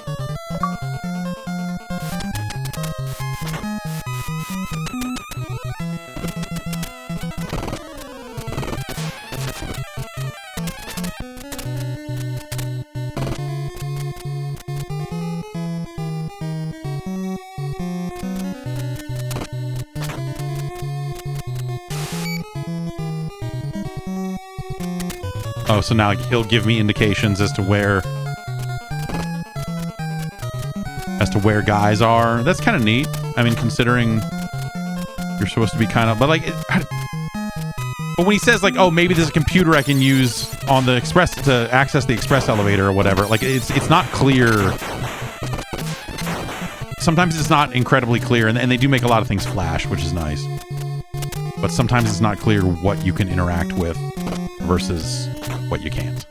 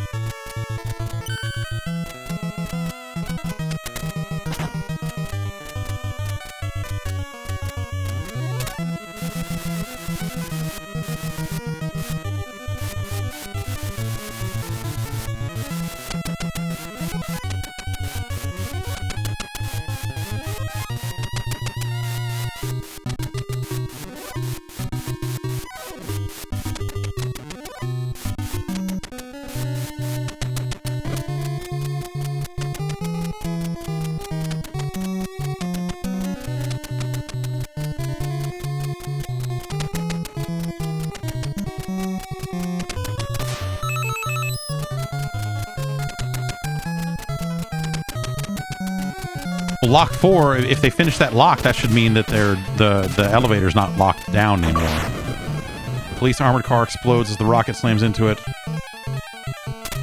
Theo exclaims, and the quarterback is toast. This is great. I don't know what, this is fucking ridiculous. But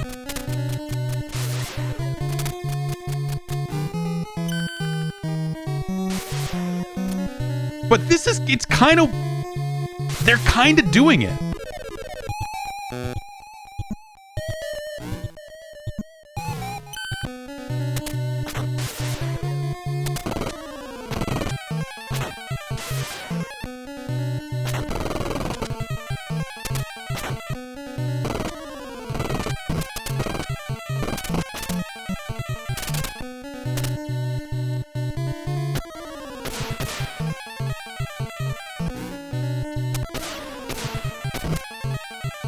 Very low on health.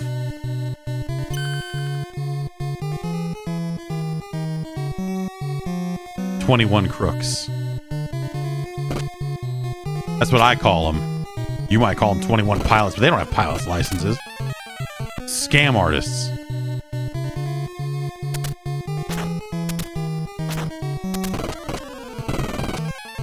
Fuck. All right. Well, listen.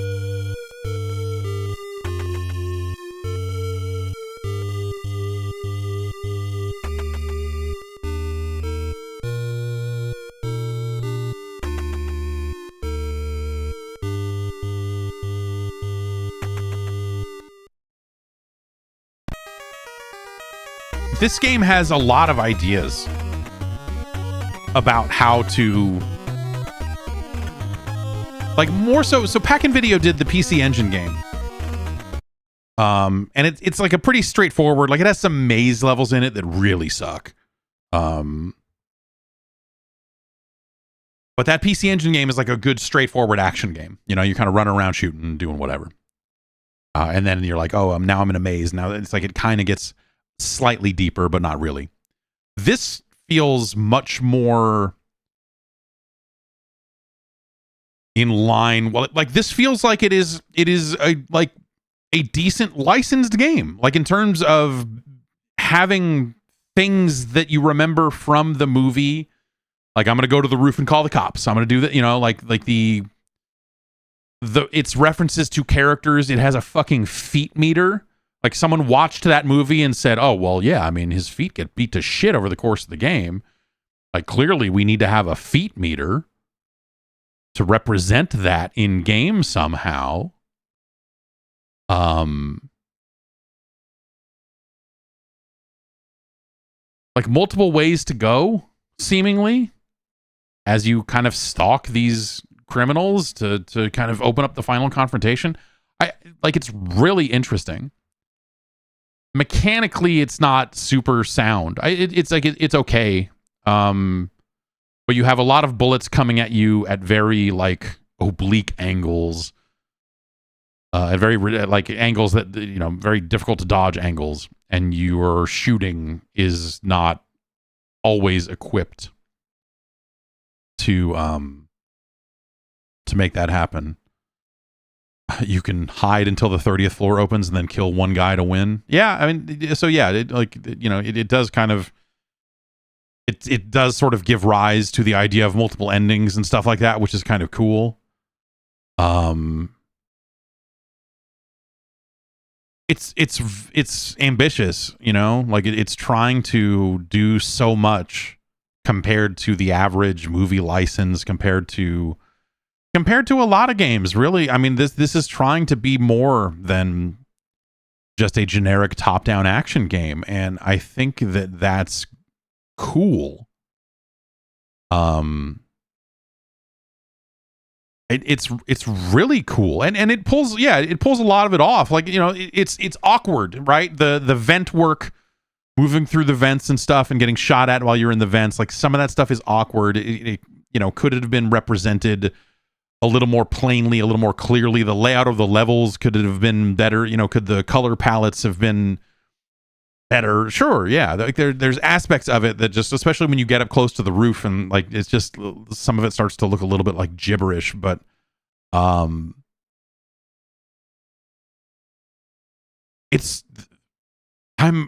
really fascinated by this. I never knew that this was what this game was. I think I had heard the concept of like the feet meter at some point and, you know, laughed it off or whatever. Or was like, oh yeah, of course. But this is really, really, really interesting. And what year was this? What year did this come out?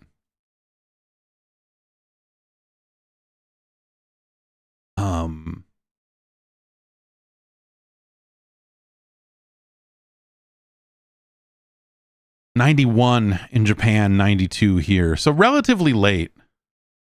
So it was able to take influence from your Metal Gears and such. Yeah, because the movie came out in 88. So the movie came out in 88, and that's sort of a while afterwards.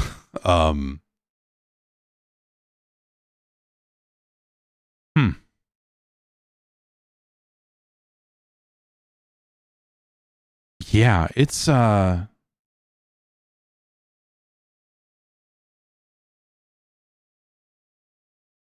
interesting. Yeah, in kind of a post Metal Gear world, like this game feels like it has a little bit of that. Like the developers looked at that and maybe took little bits and pieces, but not, I don't know. This is not really a stealth game. You know, you see dudes and they immediately start shooting at you and the music changes and all, dynamic soundtrack, pretty early days for a dynamic soundtrack. I guess you could say Metal Gear had that to some extent. This is really neat and it handles sort of okay. The gameplay aspects of it could certainly be better. There are different mechanics about it that you could look at and you go, oh, some of this stuff should be better. But like they sat down and they looked at the movie and they tried to make something that was true to the film. You know, it's not just trudge your way through this office building one level at a time and then you get to it. Like it would be very easy to make a very straightforward action game here that had no time element, that had no time, like time pressure whatsoever. That it is just like you are walking through this building and now here's a cutscene about the detonators and that would probably be like if you did that right, I think that would be a really good game. Like you could make a very straightforward modern style action game out of Die Hard and it would be fine. You could make a third person cover shooter about a man with no shoes on. We'll get the Unreal Engine. We'll make one tomorrow. It'll be fine. And it'll, you could execute on that just fine. And it would, if you had the cutscenes and the right production value, that'd be a cool game. That'd be like a fucking solid 7. You'll be like, oh yeah, I mean, it's not the most inspired game in the world, but it's fun. It's true to the movie. You shoot a lot of guys, and there's a lot of glass. But here they said, no, we're going to have a feet meter, and if you walk in the glass, that's bad for you. And you can find things to restore your feet meter as well as your health meter. And if you go and do this in a weird order, you can get more time. Or if you go and do this before this lockdown happens, you can do this. And like the number of, and it's not a huge number, but having a few things that can go differently, I think is super fascinating for this era. You just didn't see a lot of that. A lot of games were just very straightforward. And so it's cool to see something that feels a little more ambitious and open, and it gives it a modern, not modern, but it feels like a bigger game than it even is. I mean, it's not that big, let's be real about it. But compared to most games of its era, like this has a lot more to offer. Then I am going to walk to the right, and in level 2 I have a machine gun, and here we go, and ho ho ho, and like that's really neat. The fog of war could be better and more accurate for as you walk around the building, but like they did that. You walk around that game and things happen whether you're doing it or not. Like the locks get opened. The Hans is sending terrorists around on watch, and they tells you what floor they're on, and that's like valuable information. I'm impressed. It's not an awesome game. But it's better than Hudson Hawk for sure.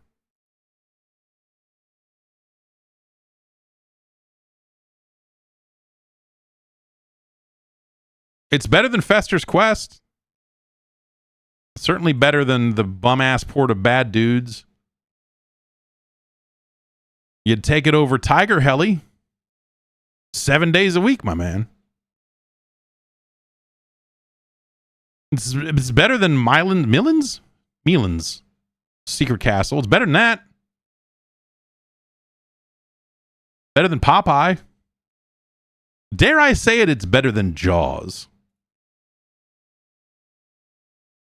But like, you know, realistically, no, you know what? It's better than Ikari Warriors. It's better than Hoops.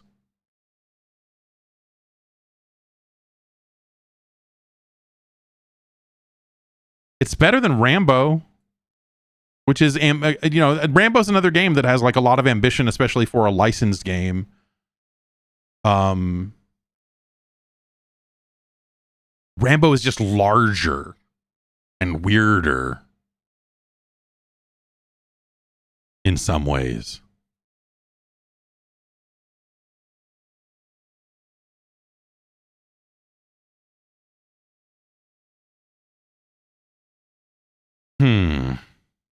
But we have to, you know, let's be real about it too. You know, it's easy to feel all like warm and fuzzy about how crazy Die Hard is, and you know, it's like it's a hidden gem, blah blah blah. But like it's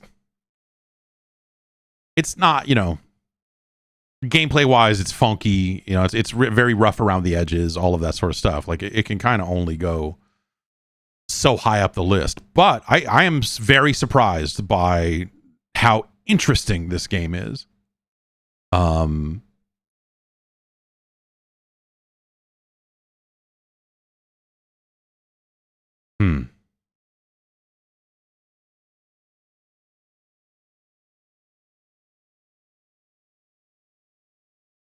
It's better than Rambo.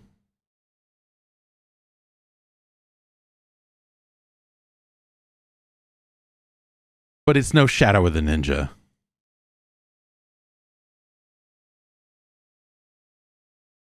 It's better than Lemmings. It is not as good as Clash at Demon Head.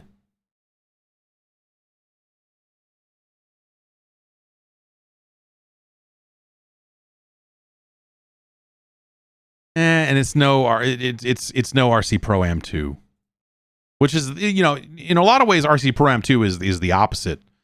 I would call RC Pro Am 2 kind of a lack of ambition, insofar as it's,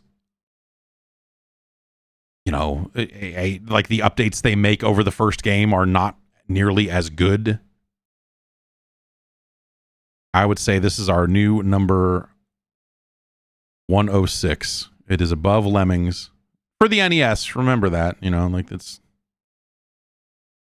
not necessarily like if I was going to tell you go play Lemmings, and I might very well do that, this is not the version I would tell you to come to.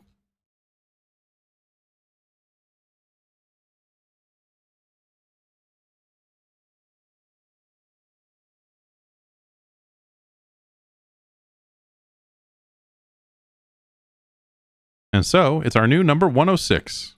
Not quite in the top 100, but way closer than you might have expected going into it if you were me.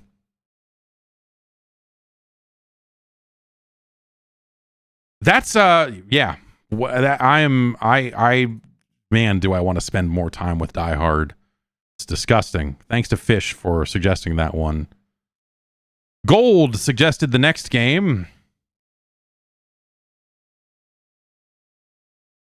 And it's unlicensed.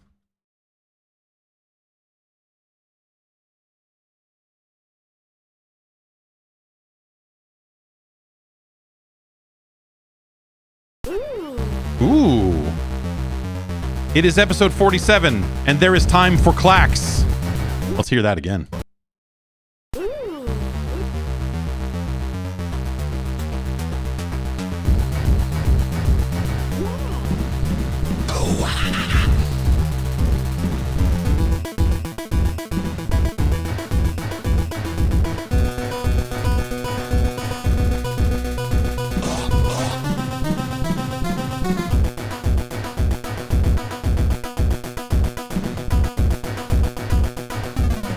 What is in option? Drop meter, difficulty.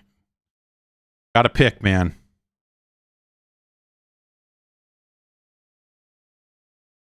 Do you want sound effects or do you want music? We can't do both. It's too intense.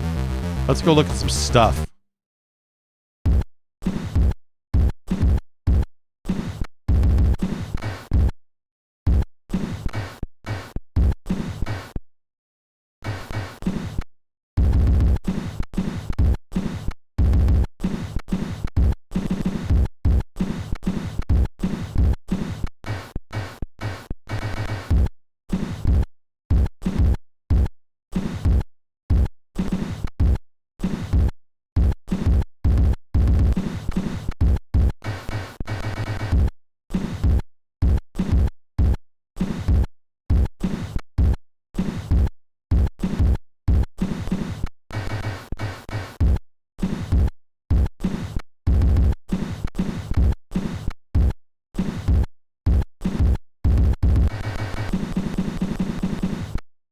I'm just here for Blob Ball.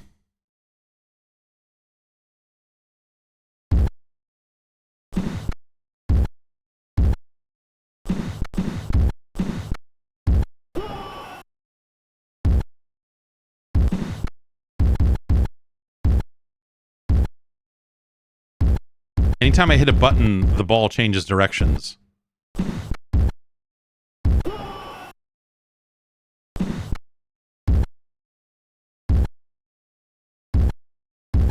Not so much a game as a thing you can do. It's why it's under a menu labeled Stuff.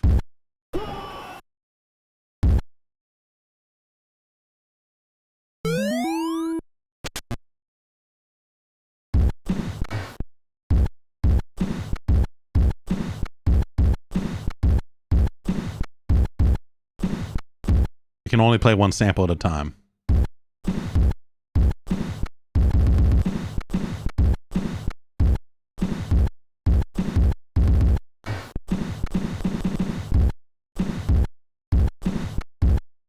All right.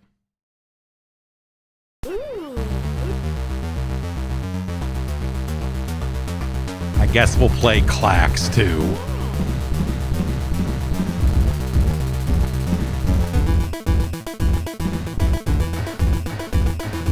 Sound by bugs suck.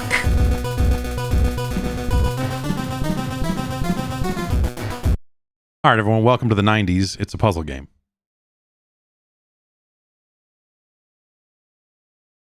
You must get 3 Klaxes.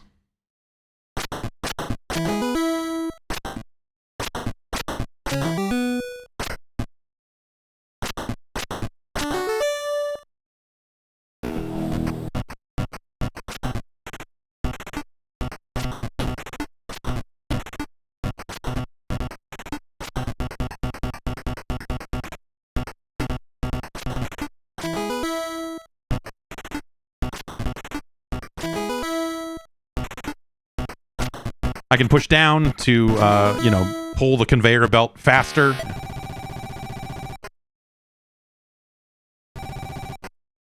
And if I want them in a different order, I can push up to kind of flip them back on. Oh, those are different colors. Didn't look like different colors when I was eyeballing it. That's that, right? Yeah.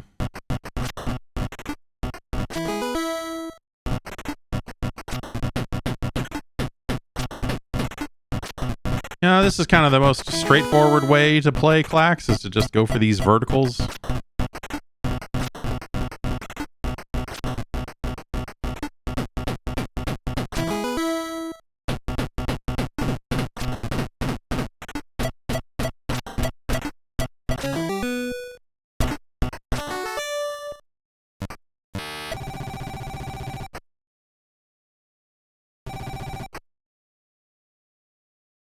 You must get 3 diagonals. A 4 in a row Klax counts as 2 Klaxes. Brow. It's a cool noise.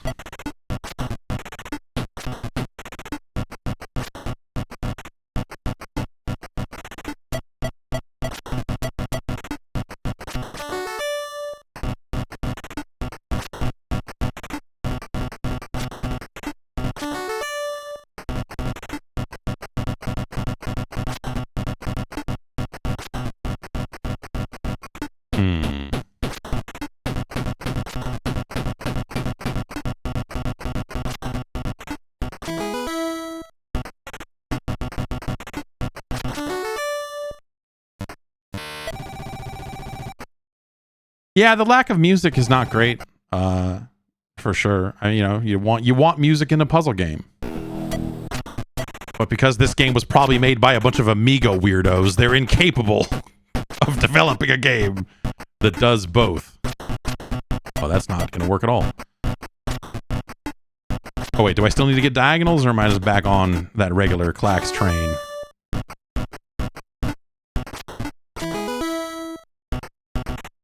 Oh, points to go. Okay, so I just need to get...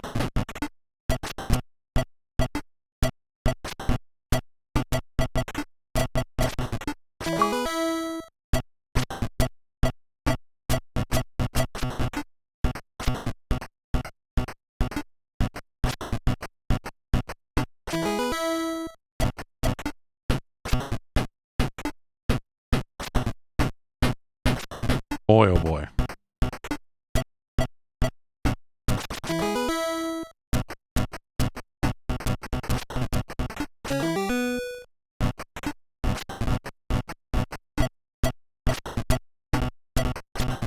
Oh, I fucked up my... Okay, this is going bad.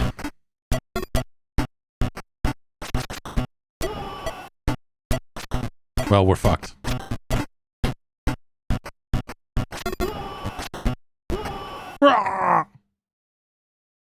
That's Klax. I think you get big points for doing an X. You know, if you're got two diagonals basically at the same time, you know?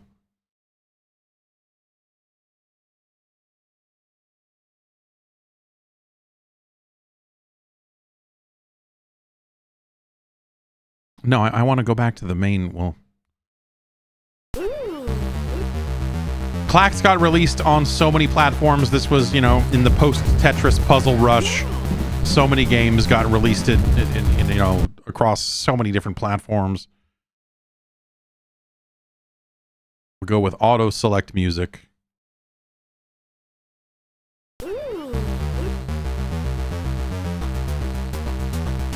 This is a case where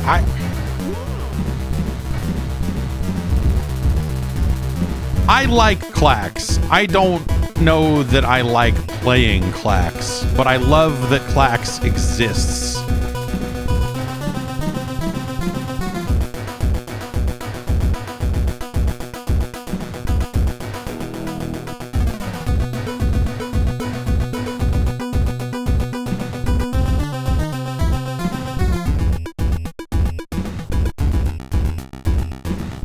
And it's a shame, you know, this is good. The music in this is good, but like,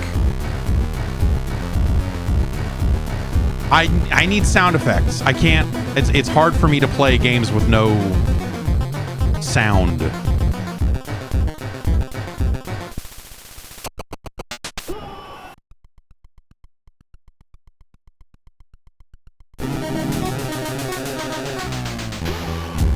But yeah, this music, yes, this music is filthy.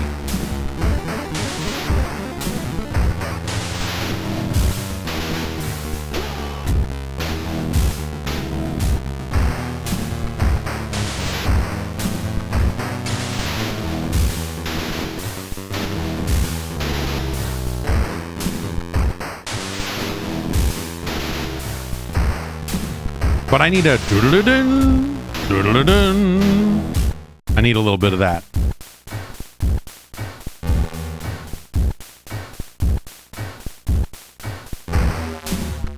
Soundtrack goes though. It's pretty good.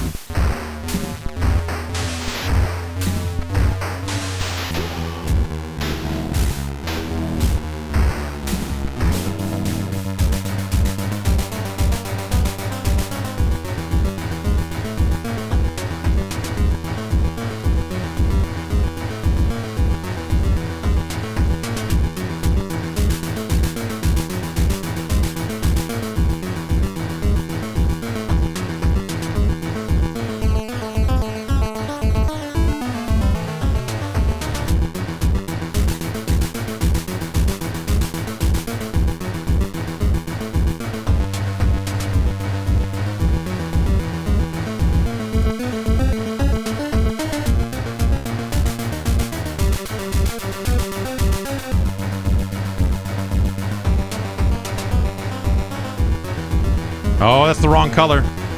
That's what color blindness does. You want to know what color blindness looks like? It's being very confident that the piece I was dropping was going to make a diagonal right there. And now we're super fucking fucked.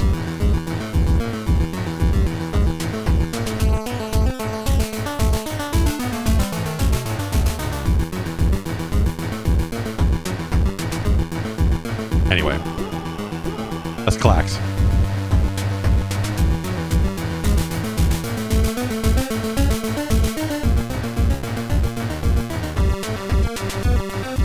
Are there chain? Yeah, so you can, yes, if you can chain them together, you can chain them together.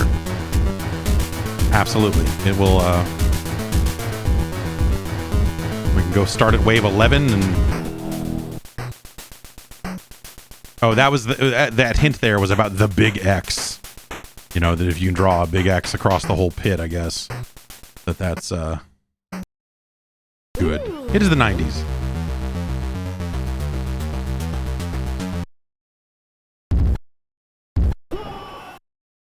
I remember renting Klax, and I remember doing this for what now, all these years later, seems like an impossible amount of time. But I remember a lot of blob ball. And this is it. It's not a game. It's just you just do this.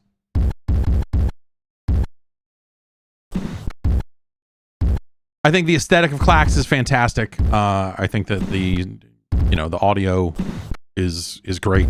It's a shame you can't do... It's a shame the NES cannot handle all those sound channels and some gameplay audio as well.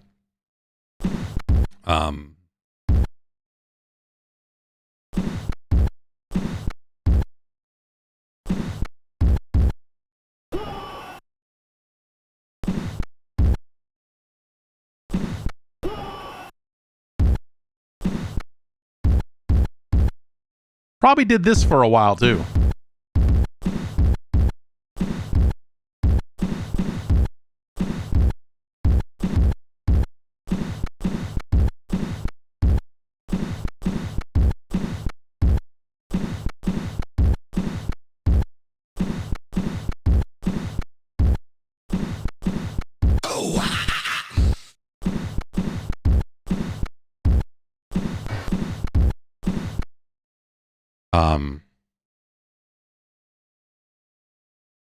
Toe Jam and Earl has a better drum sound test, really, across the board. Way more effects for you to use.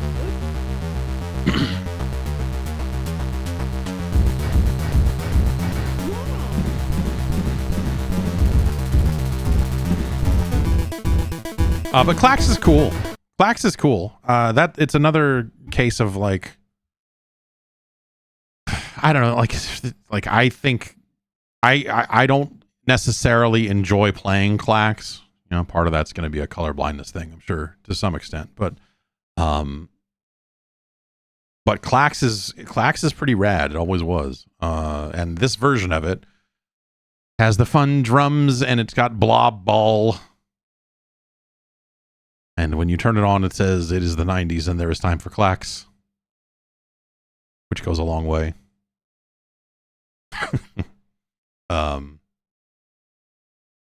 But how far exactly?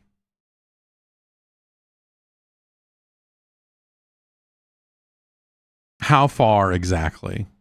What are we talking about with Klax? It's no scat. Special Cybernetic Attack Team. Clash at Demon Head's a better game.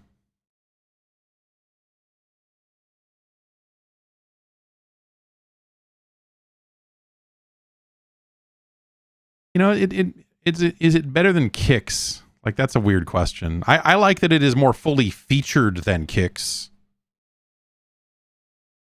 in terms of blob ball. But it's probably somewhere in here, you know, in kind of our zone of arcade ports. Like, Klax was always maybe a better game in the arcades, but the NES version is the version I remember playing the most of. From renting it. It's like Klax is better than Kid Nicky. Klax is better than Burger Time. Which is that? There's a, speaking of Burger Time, the fast food, the not fast food, the like, what do they call them? Quick service, like a sit down restaurant that's not good. Chili's has a promotion running right now where they have made a burger. They've made a new Burger Time game you can play in a web browser. They're doing some kind of score competition in it. And it's super bad. Like they wrote a FAQ about it. And one of the questions is like, you know, are you going to be faithful to the original Burger Time? And like, well, you know, we're faithful to the feel and the, you know, but we've updated it and modernized it with, you know, new ideas. And it's like, it's, they've taken out all the good scoring stuff. Like, you know, from like, hey, if you make a burger drop while a bad guy is on it, it drops further and you get more points. Like it doesn't do any of that stuff. Like they made the worst choices possible. You can't even use pepper when you are going up a ladder. It's garbage. And they went and they licensed, you know, presumably they licensed original Burger Time for this purpose. And then, you know, they had some studio make it in a browser. It's terrible. It's really unfortunate. It is unfortunate how bad of a Burger Time it is. And how unfaithful it is to the concepts. Even just like the most minor advanced concepts of Burger Time. They got all that wrong. It sucks. It's a bummer. Klax, not a bummer. But like not, you know, not amazing. I don't know. You know, Track and Field's a better game. Elevator Action's a better game. Maniac Mansion's a better game. Sky Kid is a better game.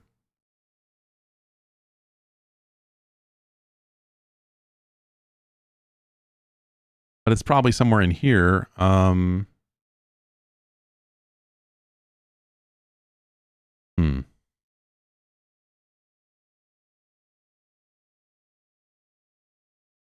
It's better than Spy versus Spy.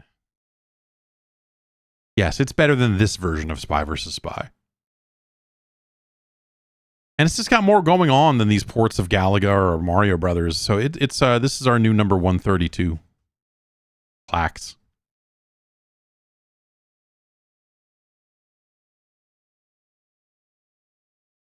Congratulations to Klax, a top 132 game on our list.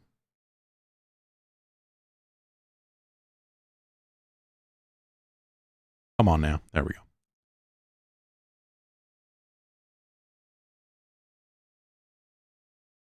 There you have it. All right. Glad to get Klax done here. Been thinking about Klax a lot lately. Was happy to go back to it. Next up, Gimbal wanted this next game. And I'm not sure if this is the first one or the second one. I get the impression it doesn't matter all that much. They're not necessarily sequels. I'm going to say this is probably the first one based on the designs of the boxes, though. Anyway. Another licensed joint. This one is The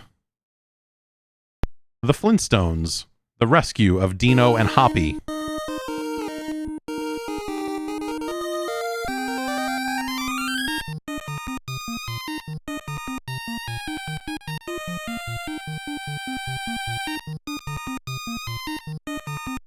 Great music.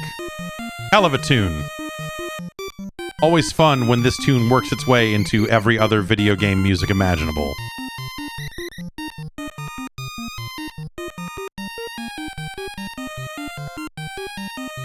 Okay, I don't know anything about this. I think I've played the other Flintstones game. The Flintstones were living peacefully with Gazoo. Okay, so this is like late era Flintstones, who came from outer space. Because the great Gazoo is there.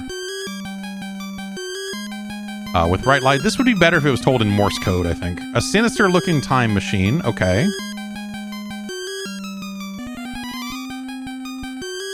Hoppy, I guess, is a kangaroo. I'm Dr. Butler. I've seen an adult film where a woman refers to herself as Dr. Butler. That's all of that story I'm going to tell.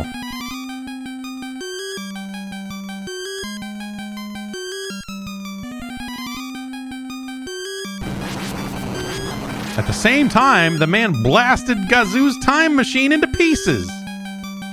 Oh, man. Sent them all away to various places so that Fred and his company... His company? What? Is Mr. Slate gonna get in on this?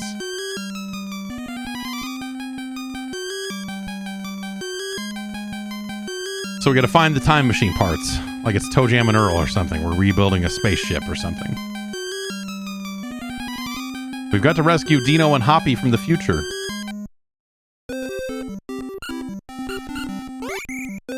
Huh.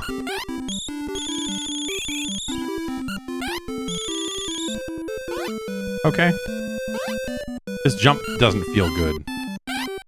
None of this feels especially good.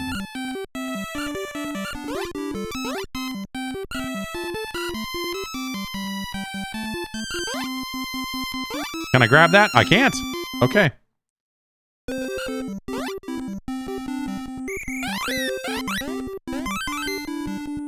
Can I jump this gap? Okay, yeah, that just looks a little...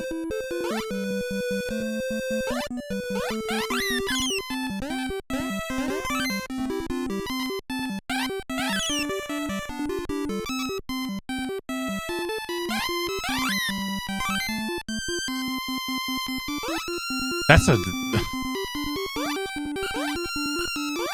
It's a living!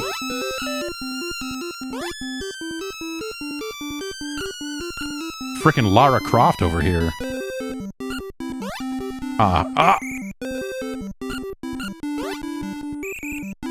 It's like Prince of Persia.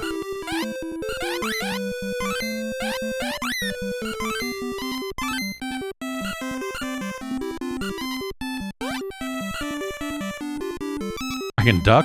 Look at that. Look at this! What the fuck?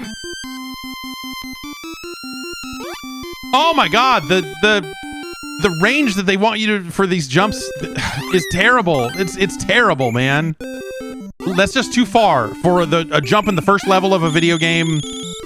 For them to want you to make these jumps like this, it's really...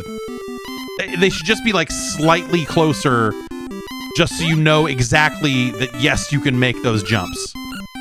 Instead of putting them like just out of reach like that is like maddening.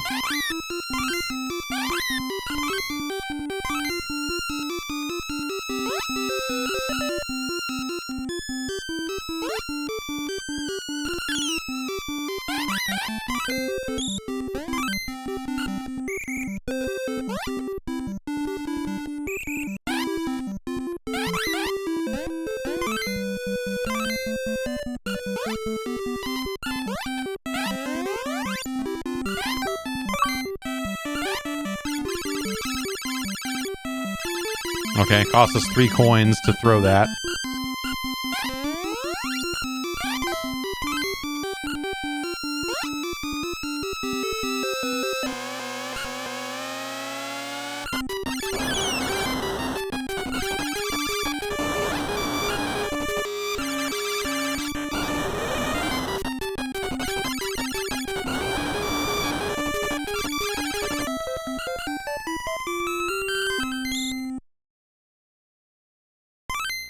I got a trademark symbol? Oh, it's a time machine part. Okay.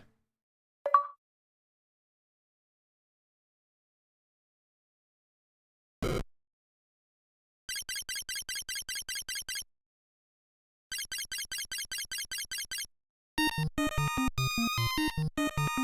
overworld screen, huh? Can I go play basketball? What is here? What is...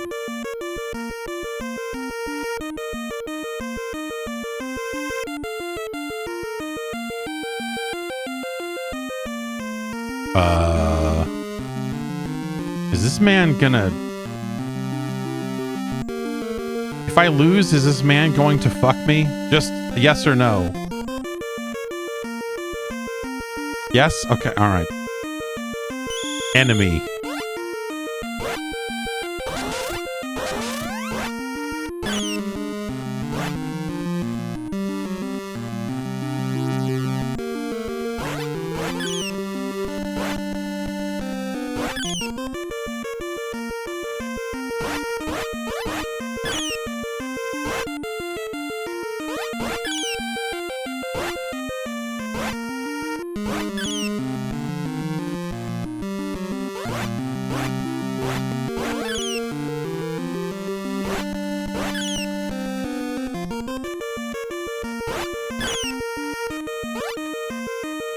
Throwing ass around here like I'm Tony Storm.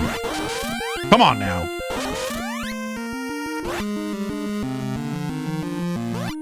Shoot the ball, you dick. It's you have to hit one button and then the other button. You have to hit A to jump and then B to shoot. It's the worst.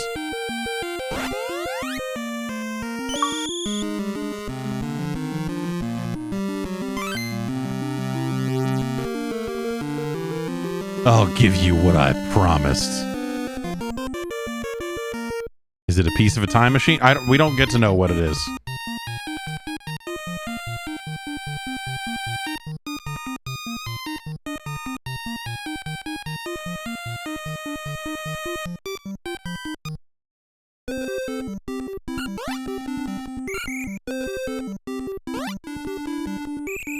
Mr. Slate here. Oh, he's got a fucking pistol, man.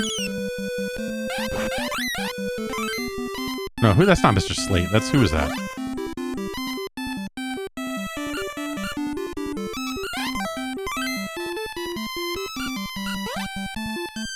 It's weird how, like... reruns don't happen the same way that they used to, And so as a kid, despite... I got smoked. Despite the Flintstones being an incredibly old television show, it was on constantly, dude. This and Gilligan's Island and fucking, like, there's a lot of Hogan's Heroes. Like, if you were home during the day, if you were sick home from school, you got to watch you some fucking Gomer Pyle USMC, boy. Well, Andy Griffith. And way more Gilligan's Island than anyone would want, man. I fucking hate Gilligan's Island.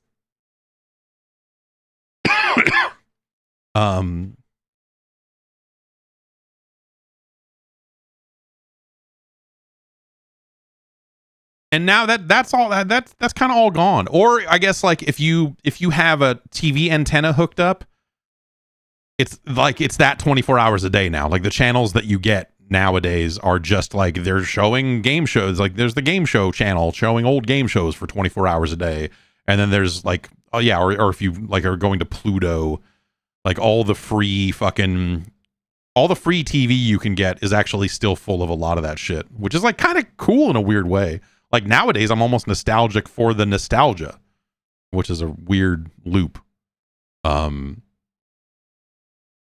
But like I have a digital antenna that I don't have up especially high, and I don't have it like hooked up right now, but I can hook it up and connect it to my Plex server, and it works like DVR of like, but like all the stations are either really garbage ass it's like Vietnamese jewelry sales, or like some of these other stations that are just like airing the same 5 TV shows on a loop. It's not just, point being, it's not just MTV that decided to show ridiculousness all the time. Every available television network went in the same direction of like, oh fuck it, what if we just show one show all day long? And I like Buzzer, or or I guess was that used to be the Game Show Network, or is that just the free version of the Game Show Network? So I'll watch me some fucking Sale of the Century, man. Watch me some Card Sharks.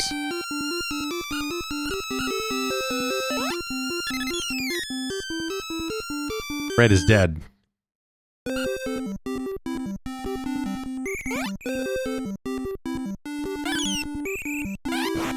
Like, am I supposed to go somewhere else first and get, like, more power? Am I supposed to go somewhere and get the ability to murder these motherfuckers? Am I supposed to play these things in order?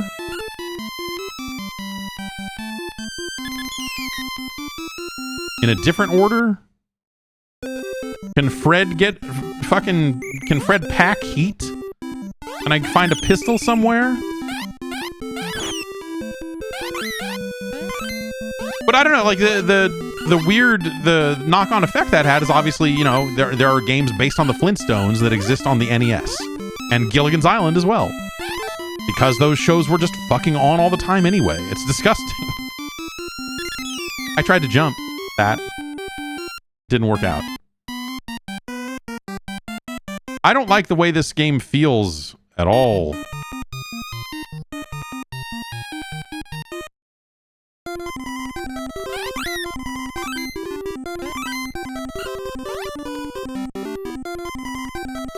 Am I supposed to... Is this gonna...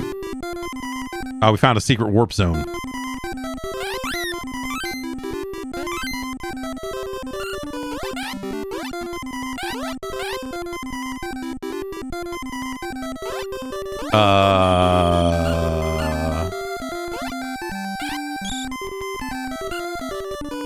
Cannot climb the trees.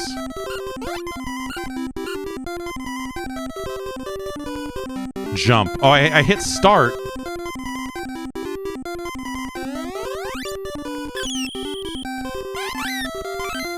I hit start and he showed up and just... and happened to have, like, the answer to my question.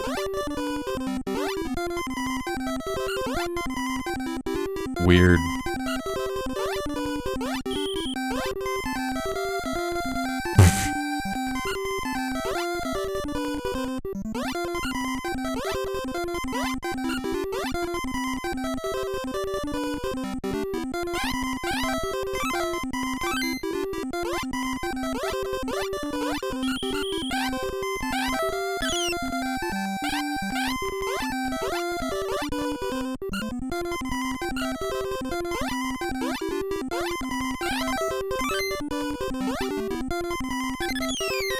Awesome.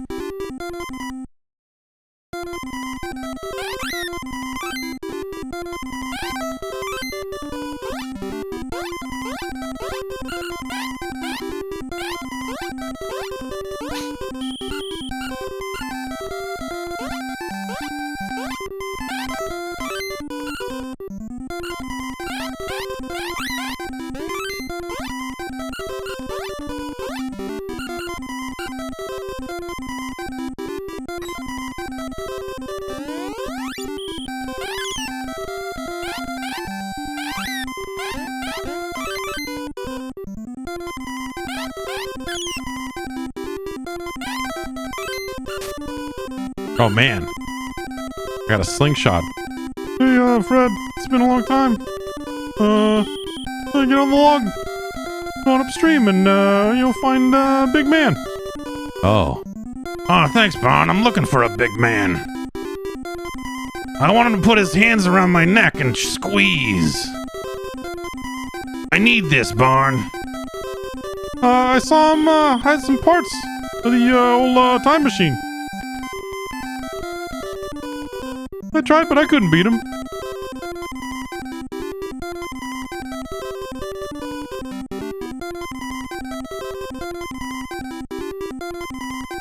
Remember this. Try to hit back the coconuts he drops.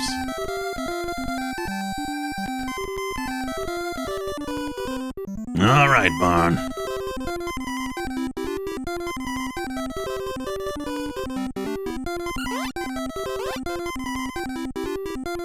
The snake gonna just be here forever? I have one heart left. My options are die.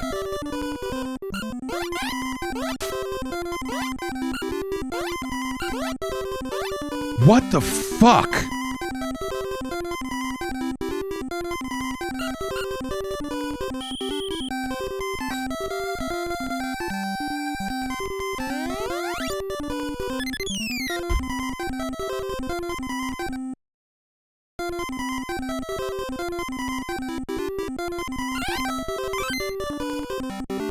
Oh, I'm glad I get to talk to Barney again. Okay, all right.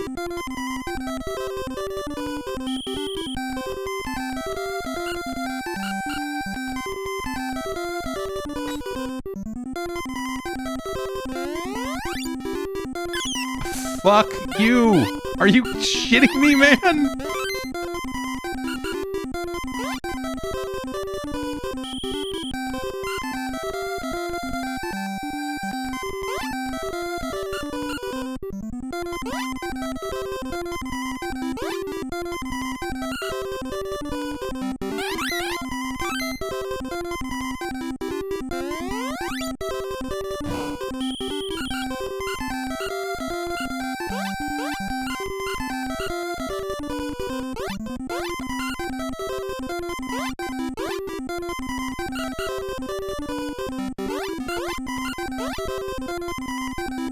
Get up, you piece of shit!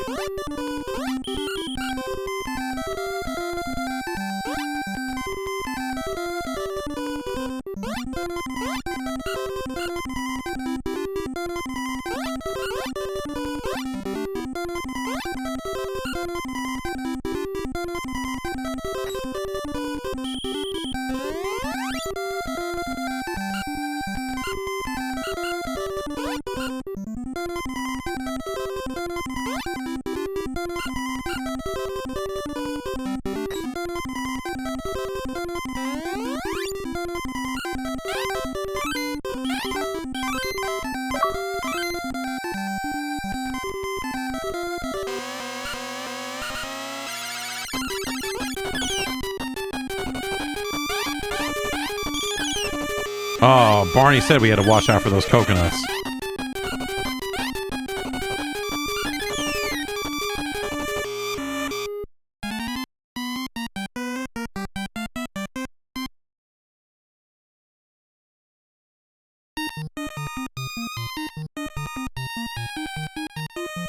This is a weird pile of shit that has, like, some amount of production value to it.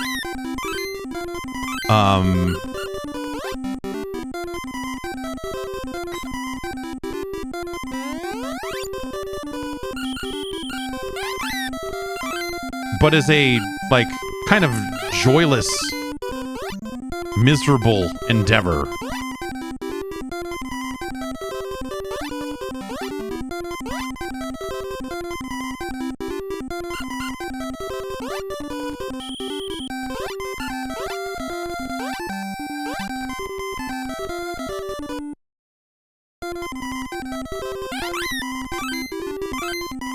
Like, the pieces that are in place of just like, oh, okay, yeah, we made a you know, a Flintstones platformer, you got a fucking club, because, like, you're a caveman or whatever. You're like, okay, yeah, sure.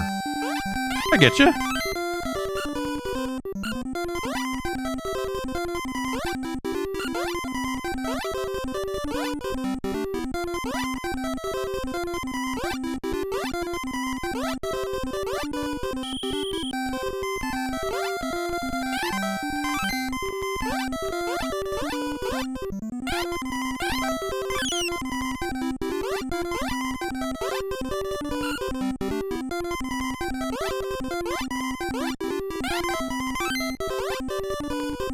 Right, can't do that.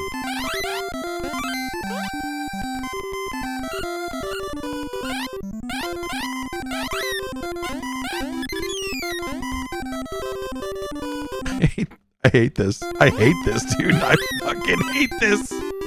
Oh!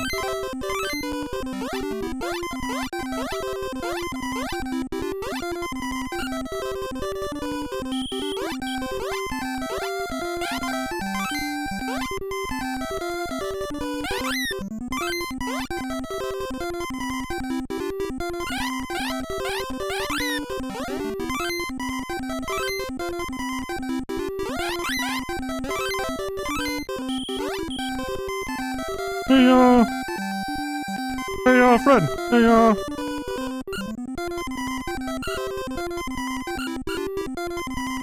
mean, I should just take it. Oh, that's why you have...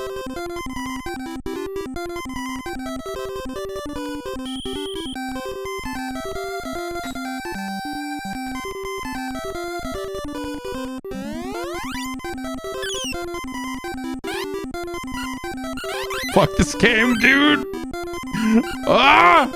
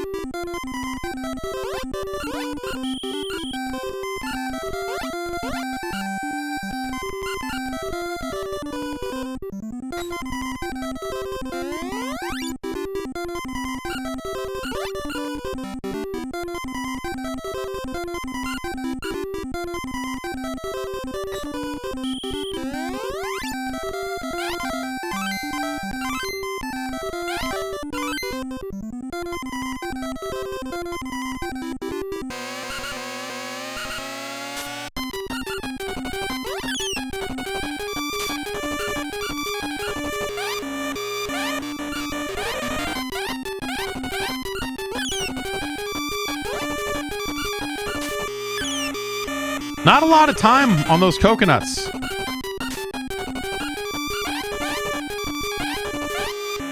Not a lot of range on this club. Club does not feel good to swing.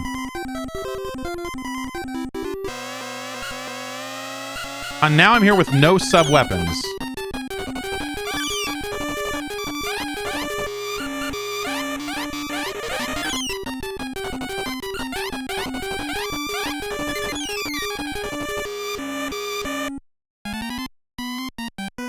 The coconuts drop with not a lot of time to react. Maybe you can hit them with directly over your head. I was gonna say you wouldn't have time to like run out of the way, turn, and hit. But this game feels like shit. In the fine tuning of it, whether it's blind jumps. Or just the basic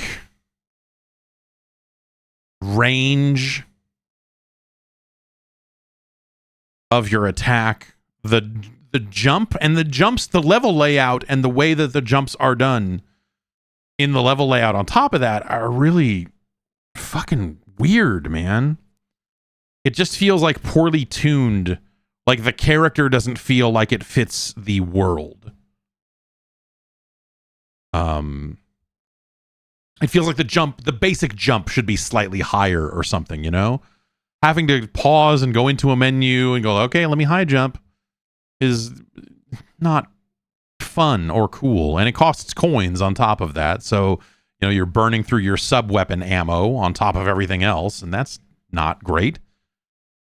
There is a lack of harmony throughout this product that makes all of it feel like off kilter isn't even the word. It just feels like two different things happening at the same time.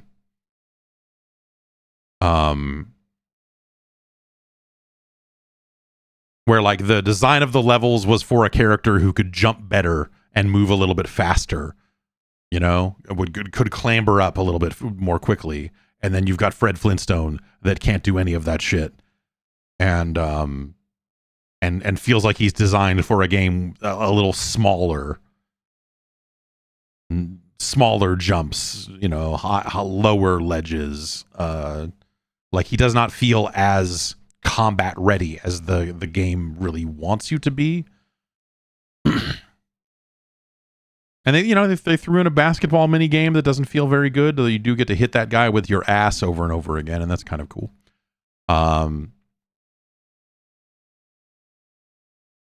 But yeah, it's it feels really shitty. This is like it feels like the bad end of the licensed game. Not the worst end, but you know, because the worst end, it doesn't have a basketball mini game or any of that other stuff. It's just that here's the most straightforward action game with, and then we you know, he kind of has some moves that you might remember from a TV show or whatever, and bleh, you know. Like, this doesn't feel as barfed out as the lowest tier of licensed game, but it's not good. It's not good. Kind of looks all right. It's like a decent Fred Flintstone. I like that when you crouch, his head just goes into his shirt. That's a very silly cartoon kind of thing. But yeah, not a lot to like in The Flintstones, The Rescue of Dino and Hoppy. Was Hoppy in anything? The Great Gazoo was for me kind of like a checkout point of like, all right, I don't like, what the fuck is the fucking Flintstones? Oh, you have a weird alien now? Doesn't everyone have one now?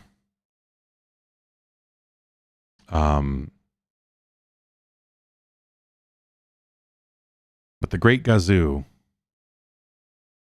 is some bullshit. It's not. It's no Scoon. You're better off with a copy of NES Play Action Football. I would rather be stuck with a copy of Solstice, The Quest for the Staff of Deimnos.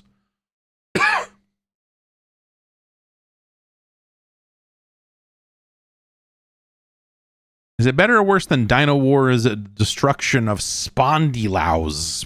Spondylos. It's worse. It's worse than Spelunker. Thrilla's Surfari is a better game. But this is starting to feel right. This is starting to feel like the zone. It's better than Star Trek 25th Anniversary. It's better than volleyball.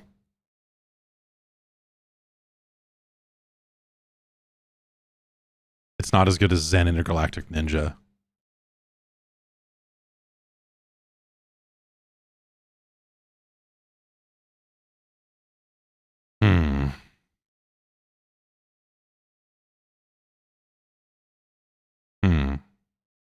Kung Fu Heroes is a better game. Castle of Dragon. Is it better or worse than Castle of Dragon?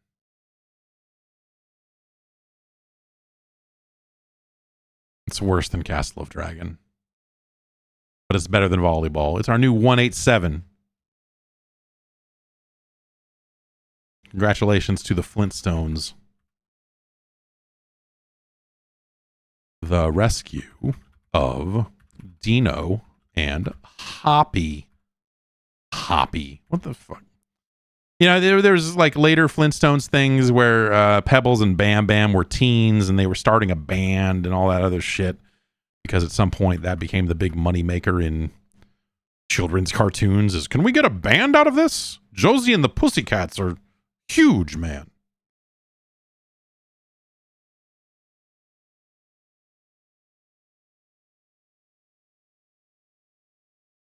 There you go. Yes, and then Pebbles and Bam Bam had kids. Right, yes, yeah.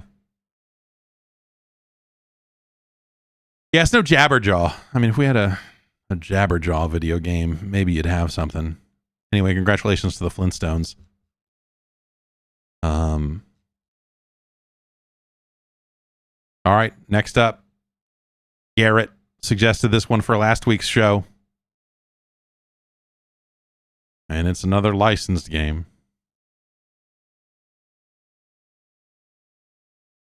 From your friends at Konami. Weird. I don't think I knew that this was a Konami game.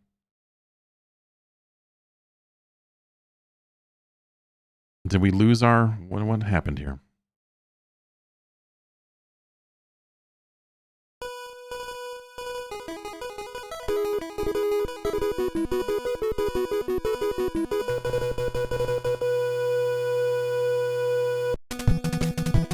What the fuck?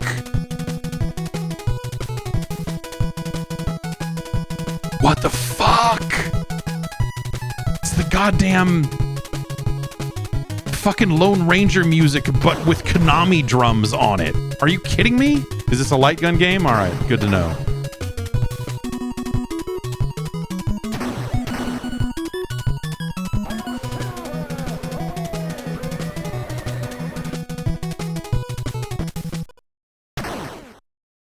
Dude. All right, so let's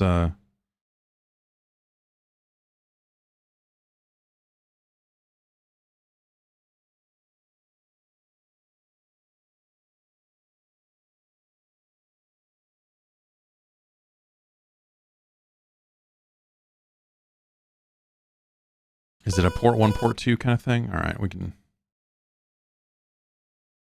Let's see here. So we want that. Apt port 2 controls.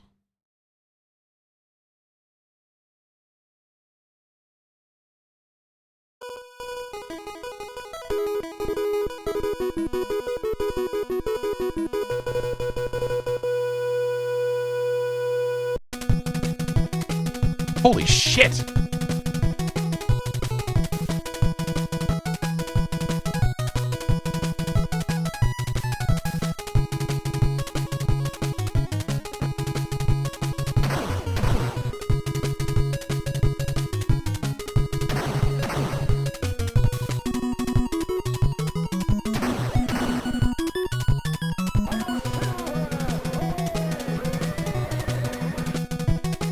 Man!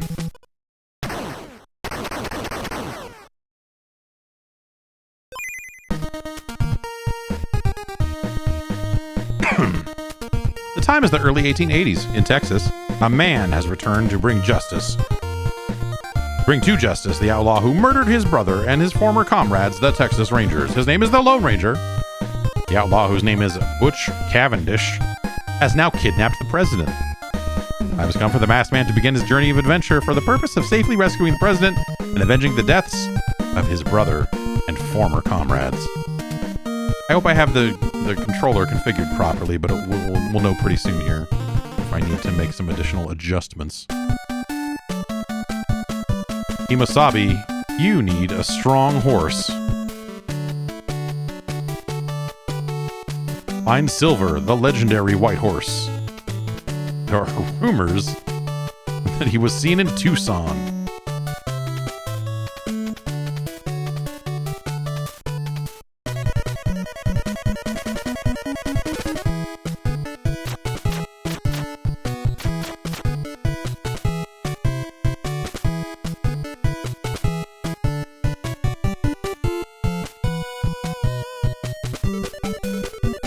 You are in Tucson, thank you.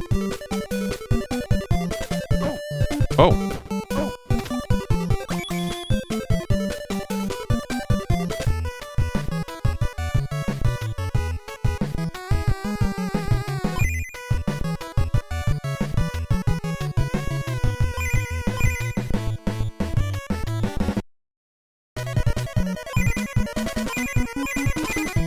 Okay, so I got normal bullets. Okay, B to load them up.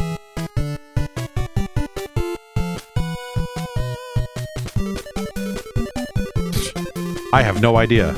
We've come a long way from I am error.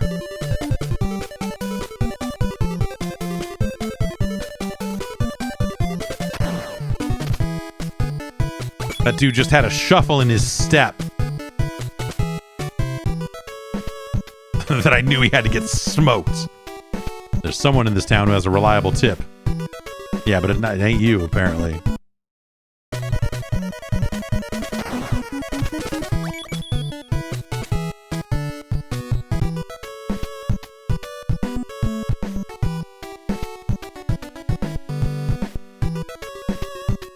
The other side of the river.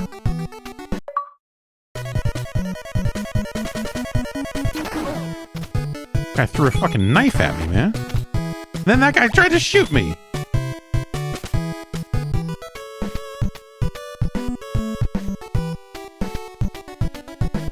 Oh.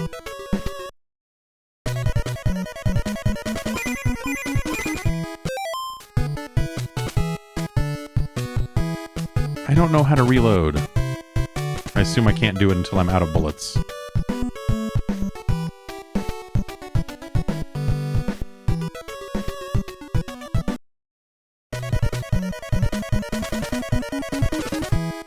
Other side of the river.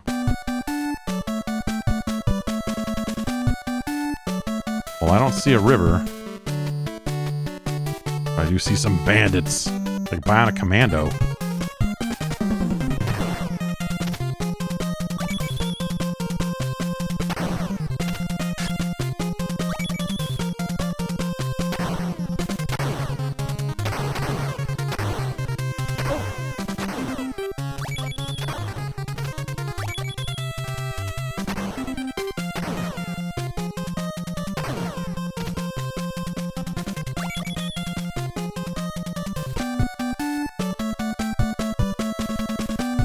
That looks like a river to me.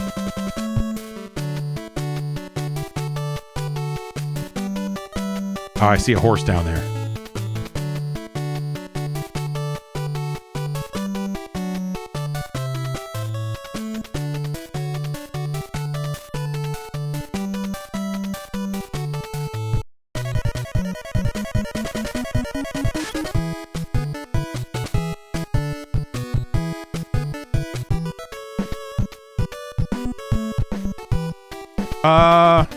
Sure.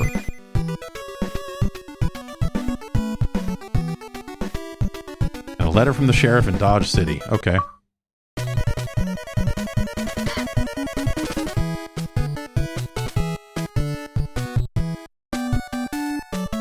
Let's just take a wild guess that this is Dodge City.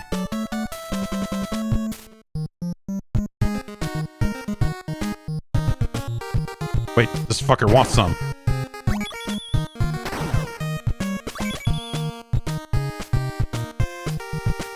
All right, we're in Dodge City. You can't buy a gun of that quality in this area.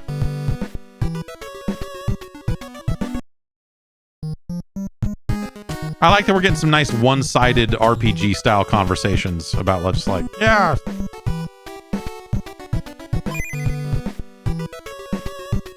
Let me tell you something first. We have too many outlaws around here. Go find them. Their hideout is in the West Craggy Mountain. Everybody fucking needs something, man.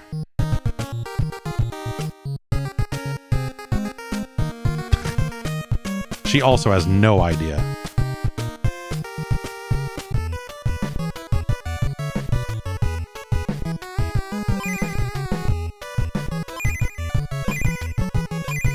It's $10 for one bullet?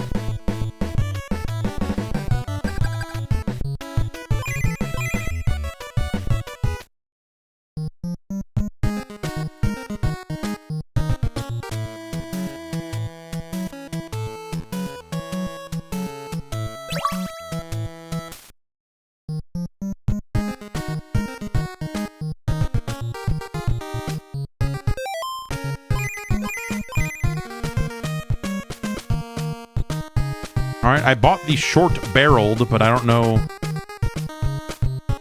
I assume that the upgrades are just automatically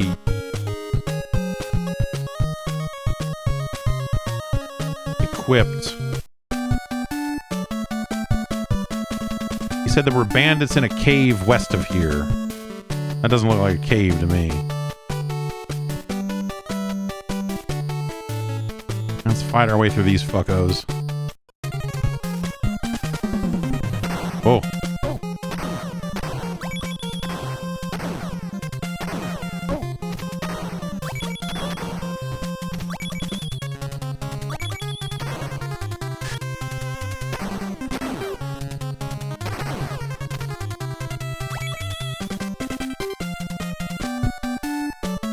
Nice. Nice of it to highlight that for me because I never would have... Oh, wow. Oh, wow. It's like Russian attack all of a sudden. Where do I use the zapper?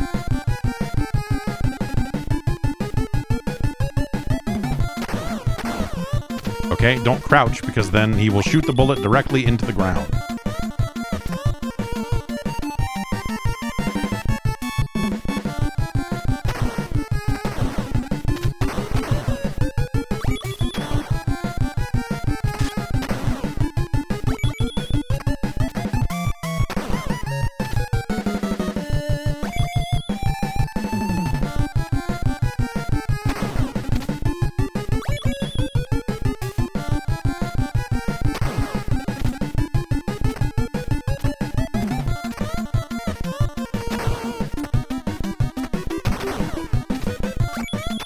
Why is the music in this game so fucking good?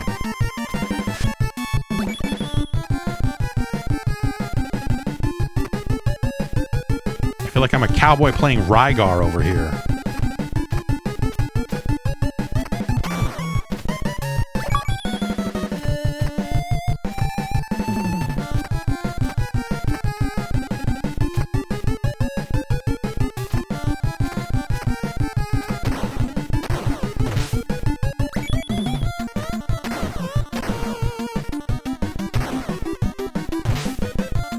Donkey Kong, motherfucker.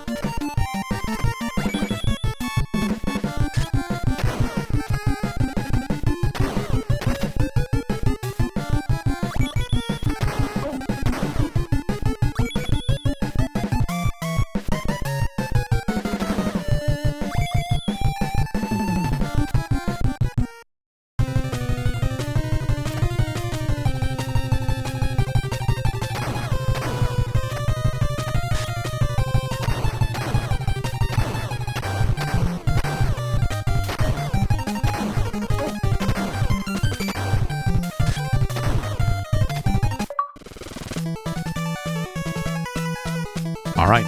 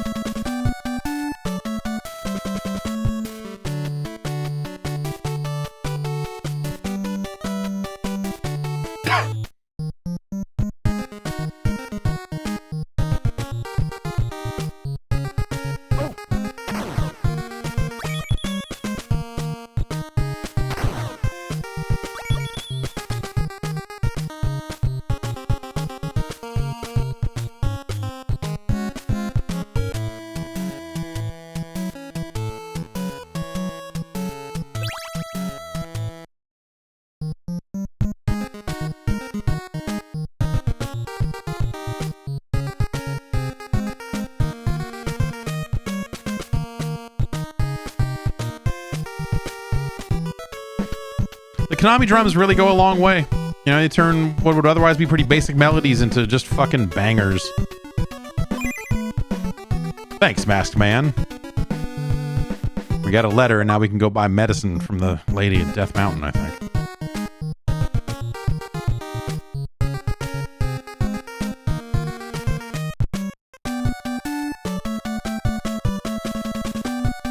All right, moment of truth if this stuff is configured properly, I guess.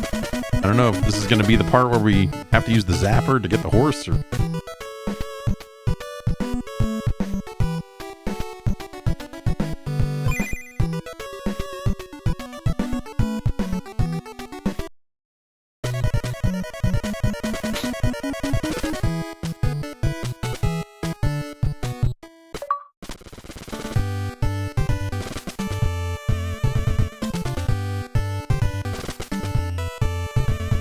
What an origin story.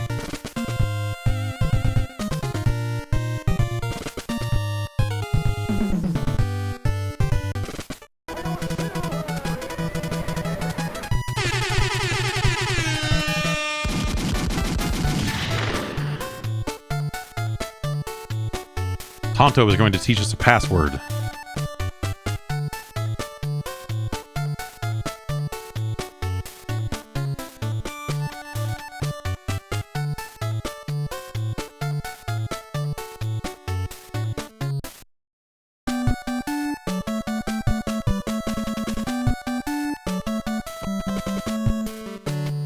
It is said that Spanish treasures have been hidden here for a long time. Combine 3 pieces of an old plate. I have 1 piece.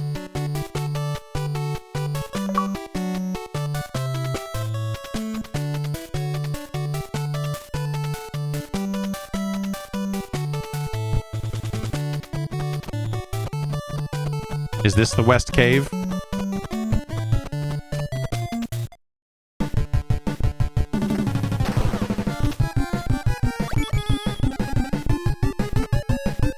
This game's wild. Huh?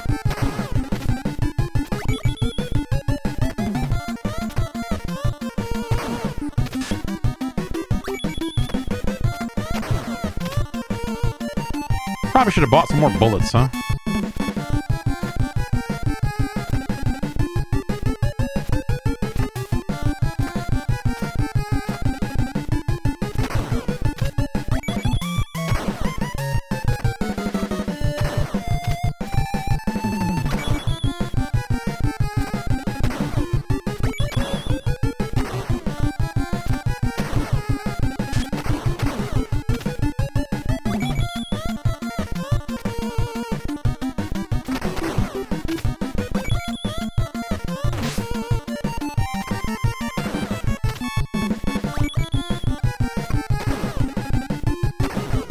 Shit.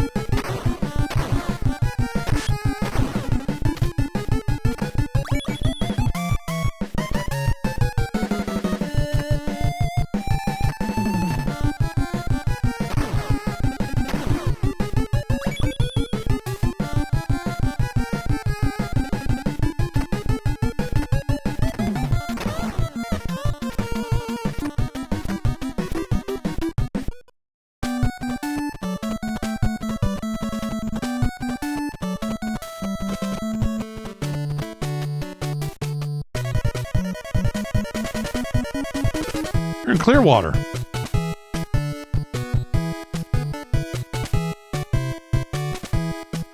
I have no idea. I have no idea.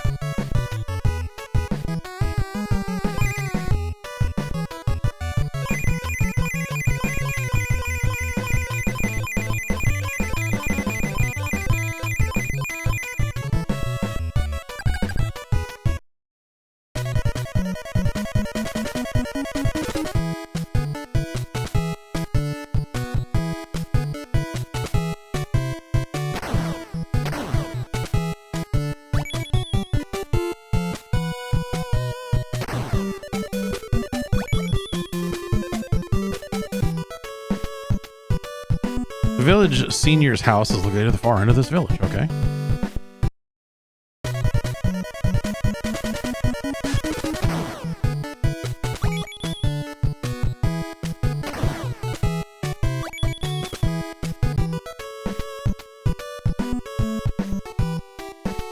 Like, yeah, I'm already here, man. The treasures belong to this village. We don't want to be robbed by outlaws.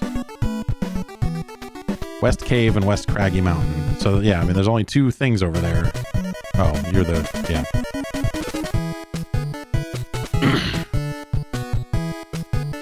If you're doing it right, then two bullets gets you enough money to buy 6 bullets.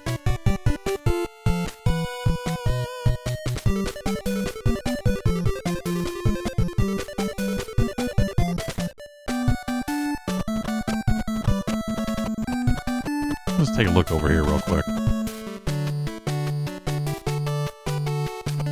No, I guess not.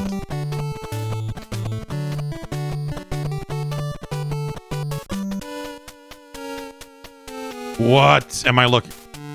Oh, no shit.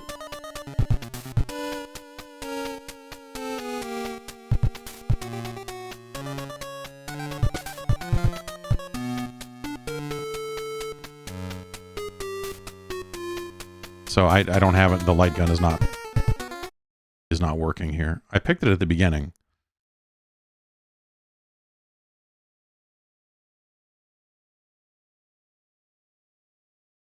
Which core port receives input? Okay, so we need to go back to out of controls here and go back to main level input stuff.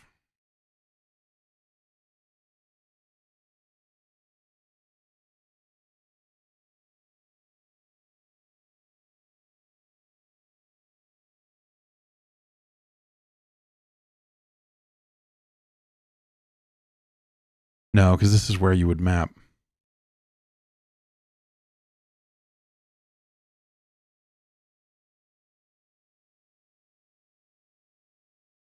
Okay, gun trigger, gun reload. That's a good sign.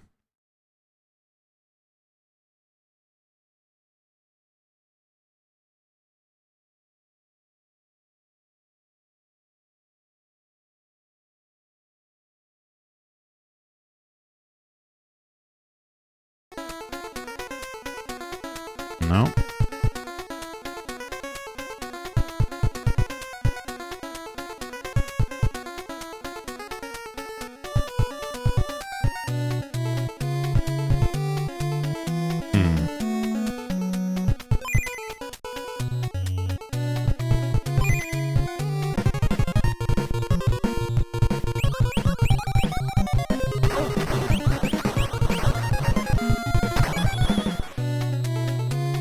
Okay.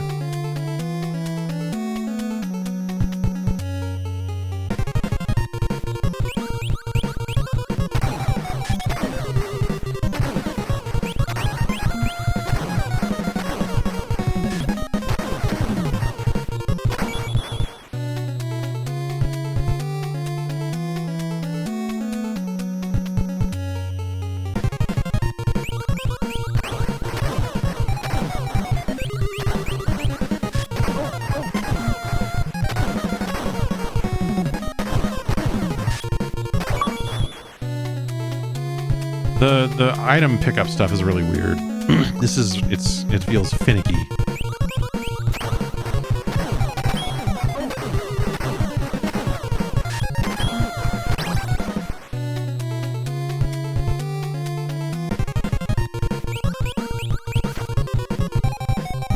Shit.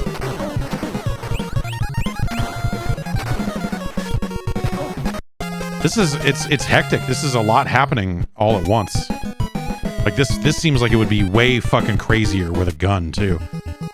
So the Sinden gun now works with the Mister. Someone finally put together some support for that, which is why I bought the Sinden in the first place. And so that's kind of awesome.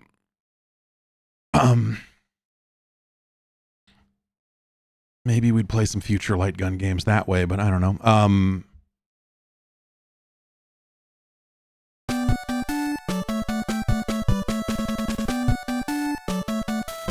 So I start all the way back here, huh?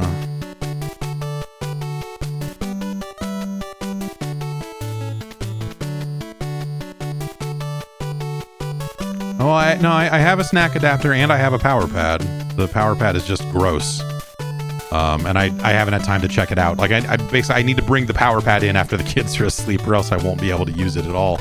But the power pad stinks of cigarette smoke.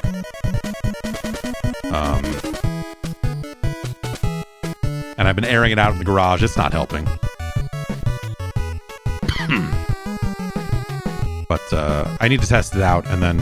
So like basically one of these Thursday nights I need to bring it in, test it out, make sure it works. And then we'll do it. And I just have not had time to do that and have not wanted to deal with the awful cigarette smoke smell on that thing.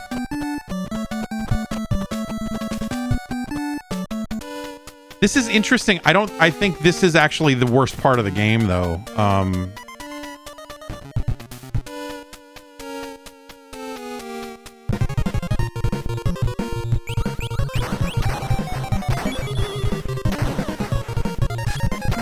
Also, it takes bullets to pick things up, which means you're going to chew through ammo way faster than you would in the other parts of the game.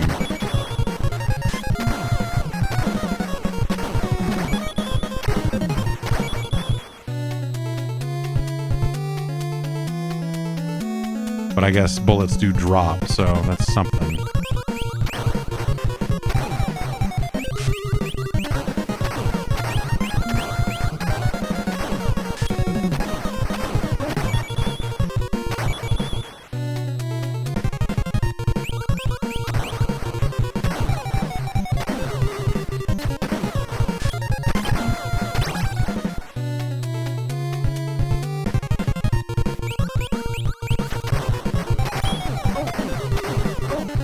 Why did this monitor just go dark? That's bad for me, because we can't pause it. The flashing of the light gun made the monitor flip out and turn off. Remember that problem I have? Where this monitor occasionally just decides it's done, and I have to unplug it and plug it back in?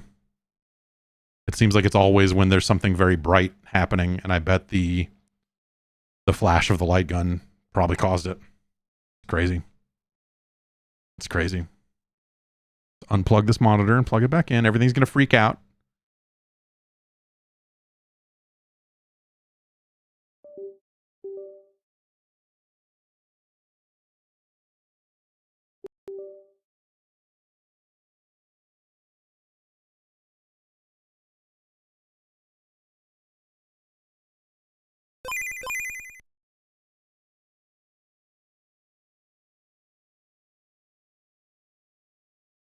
RetroArch has moved into a very weird-sized window on my other monitor. The stream still looks like it's running, though. Hello.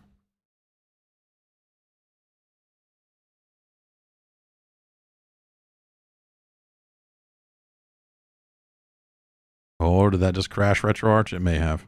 That's fine. I think we saw what we needed to see.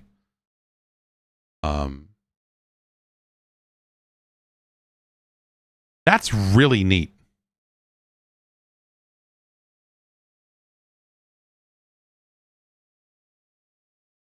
Um,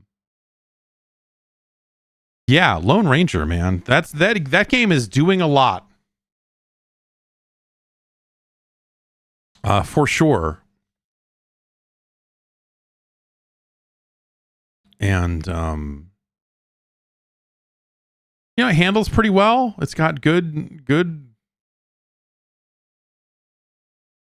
a great amount of variety. Certainly a lot of variety.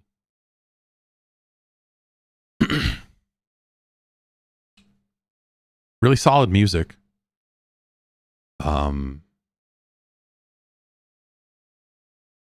I think the side scrolling stuff, and I think the first person stuff is funky. I think the first person stuff doesn't feel great.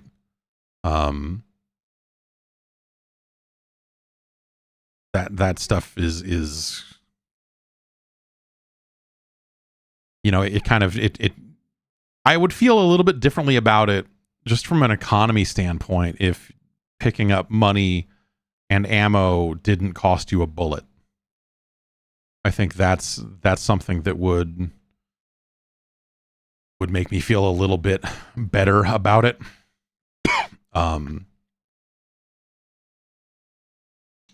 I don't know, it's almost like Zybots with a laser with a light gun, because you're making your way through this maze, and sometimes there are guys on the side and whatever else like that. That's kind of fucking cool. I like the more kind of freeform 8-way motion areas. The straight up side scrolling stuff is kind of plain. And that stuff is, it's all right. But like certainly, I don't know, nothing necessarily, like nothing bad about it. It's just a matter of like it's trying to do a lot of things and it does some things better than others. And it's ambitious for sure, and just a crazy licensed thing for Konami to do. At a time when Konami was a little more just like, I don't know, man, fuck it. Especially on the NES, like they did, was it like Monsters in My Pocket and some of that other shit? Like, it was just like Konami was out there trying things, and that's kind of awesome. Yeah, so you're right. I should get the cigarette smell out of the power pad by covering it with wildfire smoke. I think that's happening kind of automatically right now. If the last time I was out in my garage was any indication, pretty smoky couple of days here, living downwind of a fire. And that's not great. Had one very smoky night. Last night was also a little smoky. Like the wind shifts, and so it's like here's some horrendous. Why don't you live on the inside of a campfire for a while, and then yeah. Any updates on the asthma cough thing? I haven't had time to even call my doctor, let alone do anything about it. So I'm gonna call my doctor, trying to make an appointment. And because sometimes my doctor will be like, yeah, come in a month and a half. I'm like, then maybe I'll just go to urgent care and say, hey, can you give me an asthma inhaler? I have fucking asthma. Also, I have this thing that they prescribe me an asthma inhaler to fix.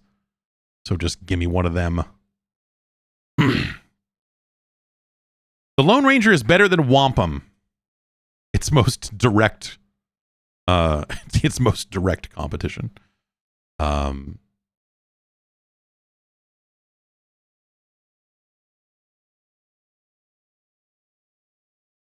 It's better than Legendary Wings. It's better than Bucky O'Hare. It's better than Chippendale Rescue Rangers.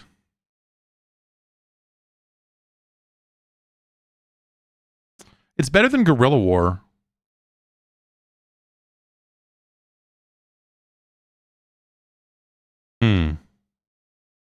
It's better than Kickle Cubicle.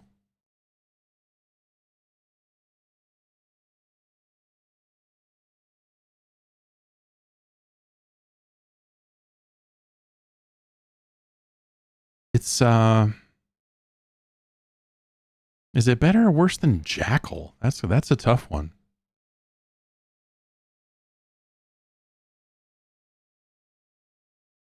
Huh.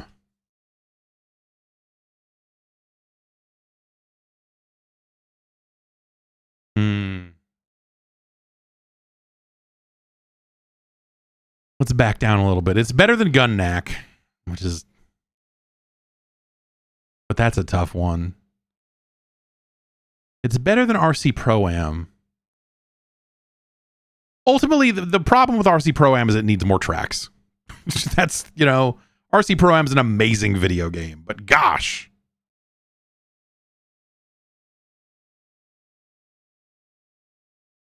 That's kind of the bummer part about RC Pro-Am 2.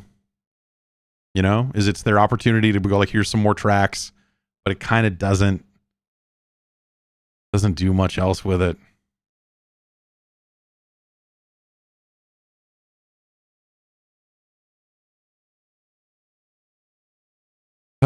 It's better than Jackal. And it's better than Little Samson.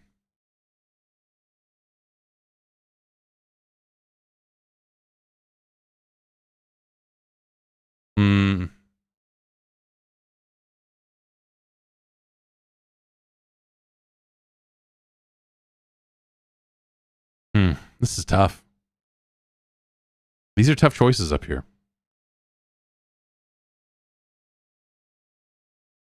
It's no Blaster Master. In Blaster Master, you start with the horse, and you can get off the horse at any time and run around,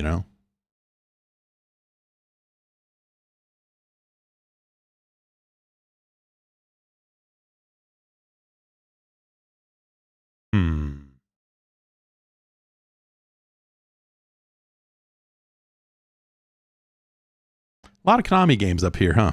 They did some very solid work. Konami and Capcom, really.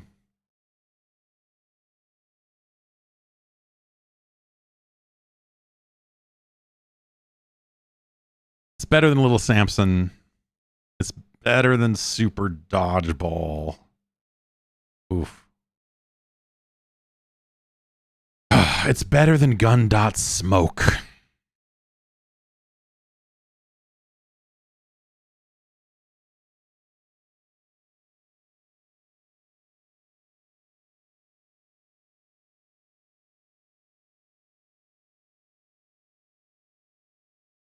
It's really just like, is it better or worse than the Goonies 2? Because it's not better than Blaster Master. So is it 13 or 14? Is where we're at right here.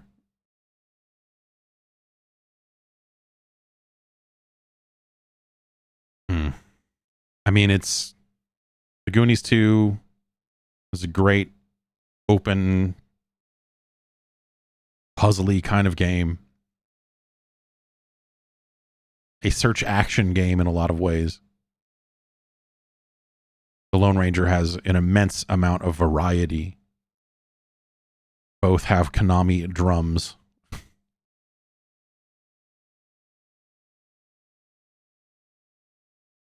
Yes, both games shoehorn first-person things in a little awkwardly. That's true.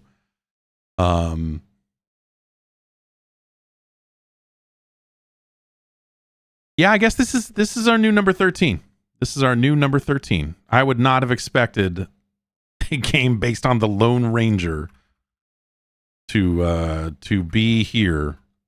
But I guess you could say the same thing about a video game sequel to the Goonies. And that game's incredible.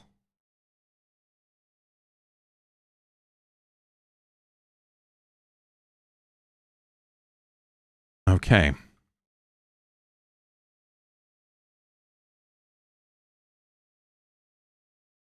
And there you have it. The Lone Ranger, our new number 13. Crazy, man. I had seen that there was a Lone Ranger game on this platform. But I don't think I have ever seen it before in my life. I have never played that game.